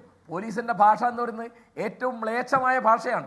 നമ്മളിപ്പോൾ ഞാൻ സ്റ്റേഷനിൽ പോയി കണ്ടിട്ടല്ല, ഞാൻ സിനിമയിലും സീരിയലിലും നാടകത്തിലൊക്കെ കണ്ട കാര്യമാണ് പറയുന്നത്. ഇപ്പോൾ ഒരു ഉദാഹരണം പറയും, ഇപ്പോൾ നമ്മൾ ആരും സാധാരണ ഉപയോഗിക്കാത്ത ഒരു വാക്കാണ് റാസ്കൾ. അവിടുന്നാണ് പോലീസുകാർ തുടങ്ങുക എന്നാണ് സിനിമ കണ്ടിട്ട് സീരിയൽ കണ്ടിട്ട് എനിക്ക് മനസ്സിലായത്. അപ്പോൾ പച്ചത്തെറി പറയുക. അപ്പോൾ ഇതിലൊക്കെ കാണിക്കുന്നുണ്ട്, അതൊക്കെ മ്യൂട്ട് ചെയ്തിട്ടാണ് TV-ക്കാർ കാണിക്കുന്നത്. അപ്പോൾ പോലീസ് എങ്ങനെ പെരുമാറുന്നു എന്നുള്ളത് ആഭ്യന്തരമന്ത്രിയാണ് പെരുമാറുന്നത് നമ്മൾ എടുക്കണം. അവരാ ഉത്തരവാദിത്തം ഏറ്റെടുക്കണം. അതിനുള്ള ആഭ്യന്തര വകുപ്പിന് ചുമതല ഏറ്റെടുത്ത്. അതുകൊണ്ട് തീർച്ചയായിട്ടും ഈ തരത്തിലുള്ള അക്രമങ്ങൾ, ഈ തരത്തിലുള്ള കുതിരകയറ്റം, അതാണ് ജനങ്ങൾ തങ്ങൾക്ക് കുതിര കയറാനുള്ളതാണ് എന്നാണ് അവർ പഠിച്ചു വെച്ചത്. ഇനിയിപ്പോൾ എന്താ ഉണ്ടാവുക വെച്ചാൽ CCTV ദൃശ്യങ്ങളുടെ പരിധിയിൽ പെടാത്ത സ്ഥലത്ത് കൊണ്ടുപോയിട്ട്, ഇപ്പോൾ കക്കൂസിനകത്ത് CCTV ഉണ്ടാവുമല്ലോ, അവിടെയൊക്കെ കൊണ്ടുപോയി ഇടിക്കാം. ഇപ്പോൾ ഏതോ ഒരു ഉന്നത ഉദ്യോഗസ്ഥൻ്റെ ഒരു കത്തിനെ പറ്റി ഞാൻ പത്രത്തിൽ വായിച്ചു. അതേ നേരത്തെ 1.5 കൊല്ലം മുമ്പ് CCTV ഉണ്ട്, കരുതണം എന്ന് പറഞ്ഞാൽ എന്താ അർത്ഥം? അടിക്കാം, പക്ഷെ CCTV-യിൽ വരാൻ പാടില്ല എന്നാണ്. അപ്പോൾ ഇതിലൊക്കെ ജോലി നഷ്ടപ്പെടും. കാരണം നിങ്ങളുടെ ജോലി സുപ്രീം കോടതി തന്നെ പറഞ്ഞത് ശുചിമുറിയുടെ ഉൾവശം ഒഴികെ പോലീസ് സ്റ്റേഷനുകളുടെ ഒരു ഭാഗവും CCTV-യുടെ ക്യാമറയ്ക്ക് പുറത്താകരുത്, അതിൽ നിന്ന് മറയരുത് എന്നതാണ്. അങ്ങനെയല്ല, ഇപ്പോൾ ഈ ക്ലറിക്കൽ വിഭാഗം എന്ന് പറഞ്ഞ ആ ഭാഗങ്ങളിൽ CCTV ഇല്ല. ഇപ്പോൾ പലയിടങ്ങളിലും വളരെ സൗകര്യപൂർവ്വം ഈ CCTV-യുടെ ദൃശ്യവലയത്തിന് പുറത്താണ് കിടക്കുന്നത്. അത് CCTV ദൃശ്യങ്ങൾ ഇല്ലാത്ത സ്ഥലത്ത് കൊണ്ടുപോയി തല്ലാനോ ചവിട്ടാനോ ചേട്ടത്തടിക്കാനോ ഒക്കെ അവർ വേറെ ശ്രദ്ധിക്കും. അത്രയേ ഉള്ളൂ. വേറെ കൊണ്ട് ഒന്നും ഉണ്ടാകാൻ പോകില്ല. കാരണം കുറ്റം ആകെ വരുന്ന പണിഷ്മെൻറ്റ്, ശിക്ഷ എന്താണ്? 3 മാസം അല്ലെ 6 മാസം സസ്പെൻഡ് ചെയ്യും. അത് കഴിഞ്ഞാൽ തിരിച്ചെടുക്കും. അപ്പോൾ സസ്പെൻഷൻ്റെ കാലത്ത് അലവൻസ് കിട്ടും, ഒരു പ്രശ്നം ഉണ്ടാവില്ല. അല്ലെ ഒരു സ്ഥലം മാറ്റും. കൂടി വന്നുള്ള ശിക്ഷ സ്ഥലം മാറ്റം അല്ലെ സസ്പെൻഷൻ. അതിനപ്പുറത്ത് ഒരു ശിക്ഷ ഉണ്ടാവില്ല. പിന്നെ ഇപ്പോൾ ഇവിടെ പറഞ്ഞു 108 ആളായിട്ട് പിരിച്ചുവിട്ടു ഉണ്ടെങ്കിൽ അത്രയും നന്നായി. അപ്പോൾ തൊപ്പി തെറിക്കും എന്ന് വന്നാൽ ഈ സ്വഭാവം താനെ മാറും. അതെ, അതാണ് മാഷെ, അഡ്വക്കേറ്റ് പ്രിജി, അതാണ് തൊപ്പി തെറിക്കും എന്ന് ബോധ്യപ്പെടുത്തുന്നിടത്താണ് ഇത് നിർത്താൻ നിങ്ങൾക്ക് കഴിയുക. എന്തുകൊണ്ടാണ് സർക്കാർ ഈ കാര്യം ചെയ്യാത്തത് എന്ന ചോദ്യം നമ്മുടെ മുന്നിലുണ്ട്. പിന്നൊന്ന്, ഈ ദൃശ്യങ്ങൾ പുറത്തു വരാൻ വിവരാവകാശ നിയമപ്രകാരം ദൃശ്യങ്ങൾ പുറത്തു വരുന്നുണ്ട്, അതുകൊണ്ട് ജാഗ്രത പാലിക്കണം എന്നൊരു സർക്കുലർ പോലീസിനകത്ത് പ്രചരിച്ച കാര്യം താങ്കൾക്കറിയാമല്ലോ. 1 ഡസനിലേറെ അപ്പീലുകളാണ് ഇപ്പോഴും വിവരാവകാശ കമ്മീഷന് മുന്നിൽ നിൽക്കുന്നത്. മാത്രമല്ല, ഇത്തരം രേഖകൾ ആവശ്യപ്പെടുമ്പോൾ ആ രേഖകൾ കൊടുക്കാതിരിക്കാൻ തൊടുന്യായം നിരത്തുന്ന സംഭവമുണ്ട്. അപ്പോൾ ഇതിൽ ഏറ്റവും പ്രധാനപ്പെട്ട കാര്യം അഡ്വക്കേറ്റ് പ്രജി, ഇതൊക്കെ ചെയ്ത പോലീസുകാർ സംരക്ഷിക്കപ്പെടുക മാത്രമല്ല, അവർക്ക് സ്ഥാനക്കയറ്റം നൽകി സംരക്ഷിക്കുന്ന സമീപനവുമുണ്ട്. എങ്ങനെയാണ് രാഷ്ട്രീയ നേതൃത്വത്തിനും ഭരണ നേതൃത്വത്തിനും ഇതിൻ്റെ ഉത്തരവാദിത്വത്തിൽ നിന്ന് ഒഴിഞ്ഞു നിൽക്കാൻ കഴിയുക? അതാണ് ഒറ്റ ചോദ്യം. എന്തുകൊണ്ടാണ് സർക്കാർ നടപടിയെടുക്കാത്തത് ഈ ഉദ്യോഗസ്ഥർക്കെതിരെ? തീർച്ചയായും ഗോപികൃഷ്ണൻ, ഞാനത് വളരെ ആശങ്കയോടെയാണ് ഒരു അഭിഭാഷകൻ എന്നുള്ള നിലയിൽ ഞാനതിനെ കാണുന്നത്. ഇത് ഈ സർക്കാർ സംവിധാനത്തിൽ മാത്രമല്ല. ഇപ്പോൾ ഈ പറഞ്ഞ ദൃശ്യങ്ങളിൽ നിന്ന് അദ്ദേഹത്തിൻ്റെ രാഷ്ട്രീയം ഒന്നും ഞാൻ പറയുന്നില്ല, അദ്ദേഹം കോൺഗ്രസ്സുകാരനാണെന്നോ ഒന്നും ഞാൻ പറയുന്നില്ല. പക്ഷേ അദ്ദേഹത്തിനെതിരെ, ആ ചെറുപ്പക്കാരനെതിരെ പോലീസ് ചാർത്തിക്കൊടുത്തത് ഒഫീഷ്യൽ ഡ്യൂട്ടി തടസ്സപ്പെടുത്തി എന്നുള്ളൊരു ഒഫൻസാണ്. ഞാൻ വളരെ ആകാംക്ഷയോടുകൂടി ഞാൻ നോക്കിയ ഒരു അഭിഭാഷകൻ എന്നുള്ള നിലയിൽ ആകാംക്ഷയോടുകൂടി ഞാൻ നോക്കിയത് ആ ചെറുപ്പക്കാരനെ കോടതിയിൽ ഹാജരാക്കിയപ്പോൾ ആ ജുഡീഷ്യൽ ഓഫീസർ എന്ത് ചെയ്തു എന്നുള്ളതാണ്. സാധാരണഗതിയിൽ പലപ്പോഴും ഇങ്ങനെ പോലീസിൻ്റെ ഡ്യൂട്ടി തടസ്സപ്പെടുത്തി എന്ന് പറഞ്ഞുകൊണ്ട് കോടതിയിലേക്ക് വരുന്ന കേസുകളിൽ വളരെ പ്രിസംപ്റ്റീവായി, ഈ NDPS കേസുകളിലെ പോലെ അല്ലെങ്കിൽ അബ്കാരി കേസുകളിലെ പോലെ വളരെ പ്രിസംപ്റ്റീവായി പോലീസിൻ്റെ ഡ്യൂട്ടി തടസ്സപ്പെടുത്തിയ ആളുകളാണെങ്കിൽ ആ ബെയിൽ ആപ്ലിക്കേഷൻ്റെ ഒരു റിപ്പോർട്ടൊക്കെ വന്നോട്ടെ എന്ന് പറയുന്ന ഒരു ജുഡീഷ്യൽ സംവിധാനത്തിനകത്ത് നമ്മൾ നിൽക്കുന്ന ഒരു സാഹചര്യം കൂടി കേരളത്തിലും ഇന്ത്യയിലും ഉണ്ട് എന്നുള്ളത് നമ്മൾ കാണണം. സർക്കാരിനെ മാത്രമല്ല, സർക്കാർ ഈ തരത്തിൽ ഇപ്പോൾ കാരശ്ശേരി മാഷ് പറഞ്ഞതുപോലെ അവരുടെ തൊപ്പി തെറിപ്പിക്കുന്ന സംവിധാനത്തിലേക്ക് തന്നെ ഇത് പോകേണ്ടതുണ്ട്. ആ തൊപ്പി തെറിപ്പിക്കുന്ന സംവിധാനം കുറച്ചുകൂടി സ്പീഡാക്കുകയും വേണം. അത് ഇടതുപക്ഷ ജനാധിപത്യ മുന്നണിയായാലും ഐക്യ ജനാധിപത്യ മുന്നണിയായാലും ഏത് രാഷ്ട്രീയ പാർട്ടിയായാലും അത് ചെയ്യണമെന്നുള്ള അഭിപ്രായമാണ് അഭിഭാഷകൻ എന്നുള്ള നിലയിൽ എനിക്കുള്ളത്. കാരണം പോലീസ് സ്റ്റേഷനുകൾ കുറച്ചുകൂടി ജനങ്ങളോട് ഫ്രണ്ട്ലി ആകണം. പോലീസുകാർ ആ ആളുകളിൽ നിന്ന് അകറ്റി നിർത്തപ്പെടുന്ന ആളുകളല്ല, ഭയത്തോടു കൂടിയല്ല അവരെ സമീപിക്കേണ്ടത് എന്നുള്ള ഒരു കാഴ്ചപ്പാടിലേക്ക് പോലീസ് സ്റ്റേഷനുകൾ വരണം എന്നുള്ള ഇടതുപക്ഷ ജനാധിപത്യ മുന്നണിയുടെ ആ കാഴ്ചപ്പാട് പ്രാവർത്തികമാക്കുന്ന നിലയിലേക്കുള്ള പ്രവർത്തനങ്ങളുടെ തുടക്കം എന്നോണമാണ് ആ 108 പേരെ പിരിച്ചുവിട്ടിട്ടുള്ളത്. ആ 108 പേരെ പോരാ. ഈ തരത്തിൽ അതല്ലേ അഡ്വക്കേറ്റ് പ്രിജി ഇതിനകത്തുള്ള പ്രശ്നം? ആ നയത്തോട്, ആ നയം നടപ്പാക്കാനുള്ള സർക്കാരിന്റെ ആത്മാർത്ഥത സാക്ഷ്യപ്പെടുത്തുന്ന അനുഭവങ്ങളല്ല ജനങ്ങൾക്കുണ്ടാകുന്നത്. തീർച്ചയായിട്ടും ഗോപികൃഷ്ണൻ, അതാണ് ഞാൻ പറഞ്ഞു വന്നത്. കാരണം ഇത് ഈ പറഞ്ഞതുപോലെ ഒരു രാഷ്ട്രീയത്തിൻ്റെ അടിസ്ഥാനത്തിലുള്ള തല്ലല്ല ഇപ്പോൾ ഈ മേടിച്ചുകൊണ്ടിരിക്കുന്നത്. ഇതിനകത്ത് ഞാനിരിക്കുന്നത് കൊല്ലത്ത് ഞാനിരിക്കുന്ന പ്രദേശത്തിന് തൊട്ടടുത്തുള്ള പ്രദേശത്തെ ഒരു ലോക്കൽ കമ്മിറ്റി സെക്രട്ടറി അദ്ദേഹത്തിൻ്റെ കഴുത്തിന് പിടിച്ചു തള്ളി കണ്ണനല്ലൂർ പോലീസ് സ്റ്റേഷനിൽ എന്ന് അദ്ദേഹം പറയേണ്ട ഒരവസ്ഥയിലേക്ക് കേരളത്തിലെ പോലീസ് സ്റ്റേഷനുകൾ ചെല്ലാൻ പാടില്ല എന്ന് പറഞ്ഞ് ലോക്കൽ കമ്മിറ്റി സെക്രട്ടറിയാണ്. അതുകൊണ്ട് അവിടുത്തെ SHOയെ അങ്ങ് ഭരിച്ചു കളയണം എന്ന അഭിപ്രായമല്ല ഞാൻ പറയുന്നത്. നിർഭയമായി കാര്യങ്ങൾ പറയാനുള്ള, അവരുടെ പരാതി കേൾക്കാനുള്ള ഒരവസരം ഏത് ഗവൺമെന്റിന്റെ കാലത്തായാലും കേരളത്തിലെ പോലീസ് സ്റ്റേഷനുകളിൽ, ഇന്ത്യയിലെ പോലീസ് സ്റ്റേഷനുകളിൽ ഉണ്ടാകണം. ജനങ്ങളുടെ സ്വത്തും ജീവനും സംസ്ഥാന പോലീസ് മേധാവി തന്നെ പറഞ്ഞത് ഈ സേനയുടെ അന്തസ്സ് ഇടിച്ചു താഴ്ത്തുന്ന, അല്ലെങ്കിൽ ഈ സേനയുടെ മഹത്വത്തെ കെടുത്തുന്ന ഏതാനും ചില ഉദ്യോഗസ്ഥരുടെ പ്രശ്നങ്ങളെന്നാണ്. പക്ഷേ നോക്കൂ, ഈ അപ്പീലൊക്കെ പരിഗണിച്ച് CCTV ദൃശ്യങ്ങൾ പുറത്തുവിടാനുള്ള അനുമതി വിവരാവകാശ കമ്മീഷൻ നൽകിക്കഴിഞ്ഞാൽ ഇത് കേരളത്തിൽ ഏതെങ്കിലും ഇടത്ത് ഒറ്റപ്പെട്ട് നടക്കുന്ന സംഭവങ്ങളല്ല എന്ന ഭയപ്പെടുത്തുന്ന ഒരു യാഥാർത്ഥ്യം ചിലപ്പോൾ നമ്മുടെ മുന്നിലേക്ക് വന്നേക്കും. അല്ല, ആ ഭയപ്പെടുത്തുന്ന യാഥാർത്ഥ്യമല്ലേ ഗോപികൃഷ്ണൻ ഇപ്പോൾ കഴിഞ്ഞ 2-3 ദിവസമായി വന്നുകൊണ്ടിരിക്കുന്നത്? രാഷ്ട്രീയ ഭേദമന്യേ, പ്രായഭേദമന്യേ ഒക്കെ മർദ്ദനം നടന്നുകൊണ്ടിരിക്കുകയല്ലേ? ഈ തരത്തിൽ മാനസിക രോഗികളായിട്ടുള്ള പോലീസുകാരെ ഈ സേനയിൽ നിന്ന് പുറത്താക്കണം. അതിനകത്ത് എന്താ സംശയം? ഒരു പോലീസുകാരൻ്റെ തൊപ്പി അല്ലെങ്കിൽ ഒരു SIയുടെ തൊപ്പി വെച്ചാൽ അത് സ്ത്രീയായാലും പുരുഷനായാലും, എനിക്കറിയാം ഈ കൊല്ലത്തെ ഒരു പോലീസ് സ്റ്റേഷനിൽ ഒരു വനിതാ SI ഉണ്ടായിരുന്നു. എനിക്ക് നേരിട്ടറിയാം. എത്രയോ കക്ഷികൾ എന്നോട് വന്ന് പറഞ്ഞിട്ടുണ്ട്. ആ വനിതാ SI ഈ വിഷ്വൽസിൽ നമ്മൾ കാണുന്നത് കൈമുറുക്കി ഇടിക്കുന്നതാണെങ്കിൽ ആ വനിതാ SI ചാടി ചവിട്ടുന്നതായിരുന്നു അവർക്ക് ഏറ്റവും പ്രാവീണ്യം ഉണ്ടായിരുന്നത് എന്നാണ് ഞാൻ പറഞ്ഞു കേട്ടിട്ടുള്ളത്. എൻ്റെ കക്ഷികളൊക്കെ തന്നെ എന്നോട് വന്ന് പറഞ്ഞിട്ടുള്ളതാണ്. ഈ തരത്തിൽ പുരുഷന്മാരായിട്ടുള്ള പോലീസുകാർ മാത്രമല്ല, വനിതകളായിട്ടുള്ള പോലീസുകാരുമുണ്ട്. ഈ തരത്തിൽ ഈഗോയോടുകൂടി മാനസികമായി പക്വതയില്ലാതെ പെരുമാറുകയും പൊതുജനങ്ങളെ ഇങ്ങനെ അകറ്റപ്പെടേണ്ടവരാണെന്നോ അല്ലെങ്കിൽ പൊതുജനങ്ങൾ എന്ന് പറയുന്നവർ പോലീസിൻ്റെ അടിമകളാണ് എന്ന് വിചാരിക്കുന്ന എത്രയോ പോലീസ് ഉദ്യോഗസ്ഥർ ഇപ്പോഴും നമ്മുടെ ഈ സേനയിലുണ്ട് എന്നുള്ളത് തീർച്ചയായും തികഞ്ഞ നാണക്കേടോടുകൂടി വേണം ഒരു ഇന്ത്യൻ പൗരൻ ചർച്ച ചെയ്യാൻ എന്നുള്ളതാണ് എൻ്റെ അഭിപ്രായം. ആ അവസ്ഥ മാറണം. ആ അവസ്ഥ മാറുന്നതിൻ്റെ തുടക്കം എന്നോണമാണ് ഇടതുപക്ഷ ജനാധിപത്യ മുന്നണി ഈ ക്ലീനിങ് പ്രോസസ്സ് തുടങ്ങിയിട്ടുള്ളത് എന്ന് ഞാൻ മനസ്സിലാക്കുന്നു. അല്ല, ആ ക്ലീനിങ് പ്രോസസ്സിന് 2 ടേം കഴിയാറായി. അപ്പോഴും അനുഭവങ്ങൾ ഇങ്ങനെ തന്നെയാണ് എന്ന് ആളുകൾ സാക്ഷ്യപ്പെടുത്തുകയാണ്. അതാണ് അതിലെ പ്രശ്നം. 2 ടേം കഴിഞ്ഞു. ഈ ജനമൈത്രി പോലീസ്, ജനകീയ പോലീസ് പൊതുജനങ്ങളോട് മാത്രമല്ല, ഞാൻ പറഞ്ഞത് ഇത്തരം അല്ല ശ്രീ അഡ്വക്കേറ്റ് പ്രിജി, ഇതിനകത്തൊരു പ്രശ്നം ഇത്തരം മനോനില തെറ്റിയിട്ടുള്ള, ഇത്തരത്തിലുള്ള ക്രിമിനൽ വൽക്കരിക്കപ്പെട്ട പോലീസിലെ സേനയിലെ ആളുകളുണ്ടാകും. അവർ പെരുമാറിക്കഴിഞ്ഞാൽ അവരെ മാതൃകാപരമായി ശിക്ഷിക്കുന്നതിന് എന്ത് തടസ്സമാണ് ഈ സർക്കാരിനുള്ളത്? എന്തുകൊണ്ടാണ് ഈ ഉദ്യോഗസ്ഥർ സംരക്ഷിക്കപ്പെടുന്നത്? എന്തുകൊണ്ടാണ് ഇവർ മാതൃകാപരമായി ശിക്ഷിക്കപ്പെടാത്തത്? എന്തുകൊണ്ടാണ് അവർ സർവീസിൽ തന്നെ തുടരുന്ന സാഹചര്യം ഉണ്ടാകുന്നത്? എന്തുകൊണ്ടാണ് അനർഹമായ പദവികളിലേക്ക് അവർ എടുത്തുയർത്തപ്പെടുന്നത്? എന്തുകൊണ്ടാണ് ഇനിയും സംരക്ഷിക്കപ്പെടില്ല? അല്ല, അത് സംരക്ഷിക്കപ്പെടുന്നു എന്നല്ലേ ഈ വരുന്ന ഓരോ വാർത്തയും നമ്മളോട് പറയുന്നത്? ഏത് പോലീസ് ഉദ്യോഗസ്ഥനാണ് ഈ നടത്തിയ അതിക്രമങ്ങളുടെ പേരിൽ ശിക്ഷ ഏറ്റുവാങ്ങിയിട്ടുള്ളത്? ഒരൊറ്റ ഉദ്യോഗസ്ഥനെ താങ്കൾ പറയൂ. ഇപ്പോൾ പുറത്തു വന്ന അതിക്രമങ്ങളുടെ പേരിൽ ശിക്ഷ ഏറ്റുവാങ്ങിയിട്ടുള്ള ഒരൊറ്റ ഉദ്യോഗസ്ഥൻ. അവരൊക്കെ സ്ഥലം മാറ്റം കിട്ടി അവരവരുടെ ഇഷ്ടപ്പെട്ട സ്ഥലങ്ങളിലേക്ക് പോവുക, ഇഷ്ടപ്പെട്ട പദവികളിൽ എത്തുക, സുരക്ഷിതരായിരിക്കുക. പിന്നെ അവർ പണം കൊടുത്ത് ഇതിൽ ഇരയാക്കപ്പെട്ടവരെ സ്വാധീനിക്കാൻ ശ്രമിക്കുക, പോലീസ് കംപ്ലയിൻറ്റ്സ് അതോറിറ്റിയിലേക്ക് പരാതിപ്പെട്ട് നടപടിയെടുക്കാൻ പറഞ്ഞിട്ടും അനങ്ങാതിരിക്കുക, ഫയൽ പൂഴ്ത്തിവെക്കുക. ഇതൊക്കെയല്ലേ ഇവിടെ നടന്നിട്ടുള്ളത്? അല്ല, അതിൻ്റെ കൂടെ ചേർത്ത് വെച്ച് ഈ പറയുന്ന DYSP റാങ്കിൽ അടക്കമുള്ള 108 പേരെ പിരിച്ചുവിടാനുള്ള തൻ്റെ ഇടവും ആർജവും ഈ ഗവൺമെൻറ് കാണിച്ചില്ലേ? ഇപ്പോൾ ഈ പറയുന്ന അട്രോസിറ്റീസിനെ സംബന്ധിച്ചുള്ള വാർത്തകൾ പുറത്തു വന്നു. അതിനെ സംബന്ധിച്ചുള്ള നടപടികൾ, നിയമപരമായ സ്റ്റെപ്പുകൾ ഈ ഗവൺമെൻറ് എടുക്കും. അതിനകത്ത് എന്താ സംശയം? ആ തരത്തിലുള്ള നടപടികൾ നമ്മൾ വിചാരിക്കുന്ന പോലെ ഇത്രാമത്തെ മിനിറ്റിൽ, ഇത്രാമത്തെ മണിക്കൂറിൽ നടക്കണം എന്ന് വിചാരിച്ചാൽ ഒരു ജനാധിപത്യ സംവിധാനത്തിൽ അത് പറ്റുമോ? ശരി ശ്രീ രാജു പി നായർ, താങ്കളുടെ മറുപടി. നോക്കൂ, ഇവിടെ ഏറ്റവും പ്രധാനപ്പെട്ട ശ്രീ PG പറയുന്നത് മുഴുവൻ വലിയ ശക്തനായിട്ടുള്ള മുഖ്യമന്ത്രി എടുക്കാൻ പോകുന്ന നടപടികളെ സംബന്ധിച്ചാണ്. ഈ നാട് മുഴുവൻ ഞെട്ടിയ വിഷ്വലുകൾ പുറത്തു വന്നിട്ട് എത്ര ദിവസമായി? ഈ നിമിഷം വരെ കേരളത്തിൻ്റെ മുഖ്യമന്ത്രി ഒരു അക്ഷരം വേണ്ടിയിട്ടില്ല, ആഭ്യന്തരമന്ത്രി ഒരക്ഷരം വേണ്ടിയിട്ടില്ല. നോക്കൂ, നമ്മുടെ ചർച്ചകളിൽ CPM-ന്റെ പ്രതിനിധികൾ വരുന്നില്ല.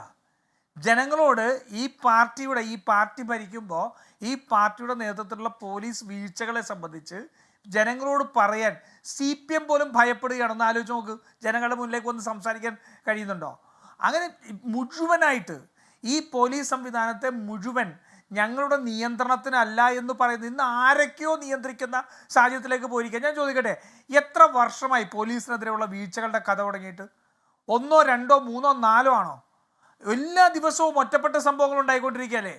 ഈ CPM-ഉം മുഖ്യമന്ത്രിയും കേരളത്തിലെ CPM-ന്റെ പാർട്ടി സമ്മേളനങ്ങളിൽ ഏറ്റവും കൂടുതൽ പഴി കേട്ടത് ഈ പോലീസിനെ കുറിച്ചല്ലേ? രണ്ടാം പിണറായി വിജയൻ്റെ കാലഘട്ടത്തിൽ പോലീസിനെ തേർവാഴ്ച പിണറായി വിജയൻ്റെ ഭരണത്തിൻ്റെ ശോഭ കെടുത്തുന്നത് സ്വന്തം പാർട്ടി വിലയിരുത്തിയില്ലേ? എന്നിട്ട് എന്തുകൊണ്ട് നടപടിയെടുക്കാൻ കഴിയുന്നില്ല? അതാണ് പറഞ്ഞത്. ഇവിടെ 823 ആരോപണങ്ങൾ ഉണ്ടായപ്പോൾ, ക്രിമിനൽ കേസിൽ പ്രതികളായിട്ടുള്ള പോലീസുകാരുണ്ടായപ്പോൾ 13 പേരെയാണ് പുറത്താക്കിയത്. ഇവർ 108 പിന്നെ എണ്ണം കൂടിയിട്ടുണ്ട്. 108 പേരെ പുറത്താക്കിയതിന്റെ മേന്മയാണ് പ്രിജി പറയുന്നത്. ഒന്ന് ആലോചിച്ച് നോക്കൂ. 600 ചില്ലാനം. ഒരൊറ്റ കാര്യം ശ്രീ രാജു പിന്നർ, താങ്കൾക്ക് മറുപടി പറയാൻ കൂടി തന്നെയാണ്. അതായത് ഇപ്പോൾ ഒരു FB പോസ്റ്റ് വന്നിട്ടുണ്ട് നമ്മുടെ ആരോപണ വിധേയനായ DYSP MR മധുബാബുവിന്റെ. അതിങ്ങനെയാണ്: ഓരോരുത്തരെയായി ഘട്ടം ഘട്ടമായി രംഗത്തിറക്കുന്നു. ഇന്നും നാളെയുമായി രംഗത്ത് വരാൻ അണിയറയിൽ ഇനിയും ചിലരെ ഒരുക്കുന്നുണ്ടാകും. എന്തായാലും കലവൂരാന്റെ പല ജില്ലകളിലുള്ള വിരോധികളെ കണ്ടെത്തി ഒരു കുടക്കീഴിലെത്തിക്കുന്ന കോർഡിനേറ്റർ ഏമാനും റിട്ടയർമെന്റിന് ശേഷം ഇവന്റ് മാനേജ്മെന്റ് ബിസിനസ് തുടങ്ങുകയാണ് പറ്റിയ പണി. ഗോപീഷൻ, ഇതിനപ്പുറം ഈ പോലീസ് സംവിധാനം, കുത്തഴിഞ്ഞ പോലീസ് സംവിധാനം എന്ന് പറയാൻ ഇതിനപ്പുറം മറ്റൊരു ഉദാഹരണം ഉണ്ടോ? കേരളത്തിൻ്റെ ഒരു DYSP അയാൾ 3rd ഡിഗ്രി മെഷേഴ്സ് ഉപയോഗിച്ച് ഒരാളെ പീഡിപ്പിച്ചു എന്ന് പറഞ്ഞതിൽ DYSP മറുപടി പറയുന്ന, ഫേസ്ബുക്കിൽ കൂടി മറുപടി പറയുന്ന സാഹചര്യമാണ്. ഈ പോലീസിന്റെ പ്രൊഫഷണൽസ് എവിടെ പോയി? ഒന്ന് ആലോചിച്ച ഗോപീഷൻ, കേരളത്തിലെ ഏതെങ്കിലും DYSPയോ പോലീസ് ഉദ്യോഗസ്ഥനോ ഫേസ്ബുക്കിലൂടെ ഇത്തരത്തിലുള്ള ചോദ്യങ്ങൾക്ക് മറുപടി പറയേണ്ട സാഹചര്യം മുമ്പുണ്ടായിട്ടുണ്ടോ? ഇതാണ് ഈ കേരളത്തിലെ പോലീസ് സംവിധാനത്തിൽ പറഞ്ഞത്. 823 പേരുണ്ടായിരുന്നപ്പോൾ 13 പേരെ പുറത്താക്കി. അതിന്റെ അർത്ഥം എന്താണെന്നറിയോ? 800ഓളം പേർ, 810ഓളം പേർ ഈ കേരളത്തിൽ ക്രിമിനലുകളായി പ്രഖ്യാപിക്കപ്പെട്ടവർ പോലീസ് സേനയിലുണ്ട്. കേരളത്തിലെ ജനം പേടിക്കേണ്ടത് 800 ചില്ലാനും ക്രിമിനലുകളെ ആണെന്നുള്ളതാണ്. നിങ്ങൾ 13ന്റെ മഹത്വമാണ് പറയുന്നത്, അല്ലെങ്കിൽ പിന്നീട് എണ്ണം വർദ്ധിപ്പിച്ച 103 വരെ ഡിസ്മിസ് ചെയ്തതിന്റെ മഹത്വം പറയുന്നത്. കേരളത്തിലെ ജനങ്ങൾക്ക് അത് കഴിച്ചിട്ട് ബാക്കിയുള്ള ക്രിമിനലുകൾ എന്നെ എവിടെയെങ്കിലും വെച്ച് കിട്ടിയാൽ എൻ്റെ ചെവിക്കല്ലടിച്ചു പൊളിക്കാൻ ഇവിടെ ഉണ്ട് എന്നുള്ളതാണ്. അങ്ങനെ നിൽക്കുന്ന ജനങ്ങളോട് ഒരു മറുപടി പോലും പറയാൻ കഴിയാത്ത, നട്ടല്ലില്ലാത്ത കേരളത്തിന്റെ മുഖ്യമന്ത്രിയാണ് പിണറായി വിജയൻ. ഏത് ഇരട്ടച്ചങ്ക്, ഓട്ടച്ചങ്കിന് ഇതിനേക്കാൾ വിലയില്ലേ? ഓട്ടച്ചങ്കിന് ഒരു മറുപടി പറയാനുള്ള പാങ്ങില്ല, ത്രാണിയില്ല. എന്നിട്ട് അവസാനം ഇനി ഏതെങ്കിലും പോലീസ് അസോസിയേഷന്റെ സംസ്ഥാന സമ്മേളനത്തിൽ ചെന്നിട്ട് പറയും, നോക്കിക്കോണം, സൂക്ഷിച്ചോണം എന്ന് പറയും. നമുക്കെല്ലാം വാർത്തയാണ് ഗോപികൃഷ്ണൻ. പോലീസ് അസോസിയേഷന്റെ സമ്മേളനത്തിൽ ചെന്നിട്ട് പോലീസിനെ മുഖ്യമന്ത്രി വിമർശിച്ചു. ഇതല്ലേ കുറച്ച് നാളുകൾക്ക് മുമ്പ് നമ്മൾ പോലീസ് അട്രോസിറ്റി ചർച്ച ചെയ്തല്ലോ, കിളിക്കൊല്ലൂർ ഉൾപ്പെടെയുള്ള സ്ഥലങ്ങളിൽ. അത് കഴിഞ്ഞപ്പോൾ പോലീസിന്റെ അസോസിയേഷൻ സമ്മേളനത്തിൽ പോയിട്ട് മുഖ്യമന്ത്രി അവിടെ വെച്ചൊരു വാണിംഗ് കൊടുത്തു, ഒരു മുന്നറിയിപ്പ് കൊടുത്തു. ആ മുന്നറിയിപ്പ് ഏതെങ്കിലും ഒന്ന് ഈ നിമിഷത്തിൽ നമ്മൾ ചർച്ച ചെയ്യുമ്പോൾ പൂർത്തീകരിച്ചിട്ടുണ്ടോ? ഏതെങ്കിലും ഒരു പോലീസ് ഉദ്യോഗസ്ഥന് ഈ സർക്കാർ വിട്ടുവീഴ്ചയില്ലാത്ത നടപടി സ്വീകരിക്കും, അതുകൊണ്ട് മര്യാദയ്ക്ക് ജോലി എടുക്കണം എന്നുള്ള ഏതെങ്കിലും ഒരു പോലീസ് ഉദ്യോഗസ്ഥന് തോന്നാൻ ഉള്ള സാഹചര്യം ഉണ്ടായിട്ടുണ്ടോ? ഒന്നും ഉണ്ടായിട്ടില്ല. ഇവർ സംരക്ഷിക്കുകയാണ്, മുഴുവൻ ക്രിമിനലുകളെയും സംരക്ഷിക്കുകയാണ്. അതുകൊണ്ടാണല്ലോ ഈ വിഷ്വൽ 2 വർഷം പുറത്തുവിടാതിരിക്കാൻ ശ്രമിച്ചല്ലോ. പോലീസിൽ സുതാര്യതയാണ് വേണ്ടതെങ്കിൽ, പോലീസ് ഈ സർക്കാരിൽ നയം നടപ്പിലാക്കുന്നതാണ് വേണ്ടതെങ്കിൽ, ആ പോലീസിന്റെ വീഴ്ചകളെ ജനങ്ങളുടെ മുമ്പിൽ തുറന്നു കാണിച്ച് അത് നടപടിയെടുക്കണ്ടേ? ആ നടപടിയെടുക്കാൻ കഴിയുന്നില്ല. പിന്നെ CPM-കാരെ വർദ്ധിച്ചു. നിങ്ങൾ പാമ്പിനെ വളർത്തുമ്പോൾ പട്ടിയെ വളർത്തുമ്പോൾ അപ്പുറത്തുള്ള ആൾക്കാരെ മാത്രമേ കടിക്കുകയുള്ളൂ എന്ന് വിചാരിക്കരുത്. അത് ചിലപ്പോൾ സ്വന്തം വീട്ടിലും കടിയുണ്ടാവും. അതുപോലെ സംഭവിച്ചതിനപ്പുറം മറ്റൊന്നും നടന്നിട്ടില്ല. ഇതിനെ രാഷ്ട്രീയ ഉപകരണമാക്കി ഈ സർക്കാരിന്റെ രാഷ്ട്രീയ കൊള്ളരുതായ്മകൾക്ക് വേണ്ടി ഈ പോലീസ് സേനയെ ഉപയോഗിച്ചതിന്റെ ദുരന്ത ഫലമാണ്.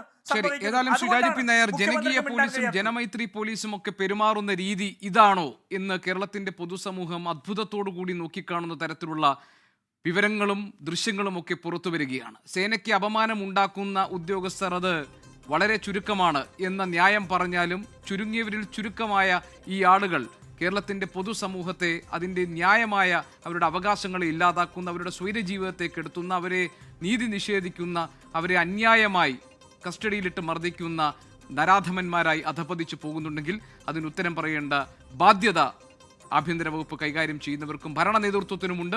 അതോടൊപ്പം തന്നെ സേനയിലെ നവീകരണമാണ് യഥാർത്ഥത്തിൽ ലക്ഷ്യമിടുന്നതെങ്കിൽ അതിനിയും താമസിച്ചുകൂടാ എന്നുകൂടിയുള്ള മുന്നറിയിപ്പ് ഈ സംഭവങ്ങൾ നമുക്ക് നൽകുകയാണ്. ഈ ചർച്ചയിൽ പങ്കെടുത്ത എല്ലാ അതിഥികൾക്കും നന്ദി. എൻകൗണ്ടർ പൂർത്തിയാകുന്നു. മറ്റൊരു വിഷയമായി നാളെ ഇതേ സമയം. ലോകത്തെവിടെയായാലും ഏത് സമയത്തും 24 വാർത്തകളും ഓഗ്മെന്റഡ് റിയാലിറ്റി പാക്കേജുകളും എക്സ്പ്ലെയിനറുകളും വിശദമായി കാണാൻ ഞങ്ങളുടെ യൂട്യൂബ് ചാനൽ നിങ്ങൾക്ക് സബ്സ്ക്രൈബ് ചെയ്യാം.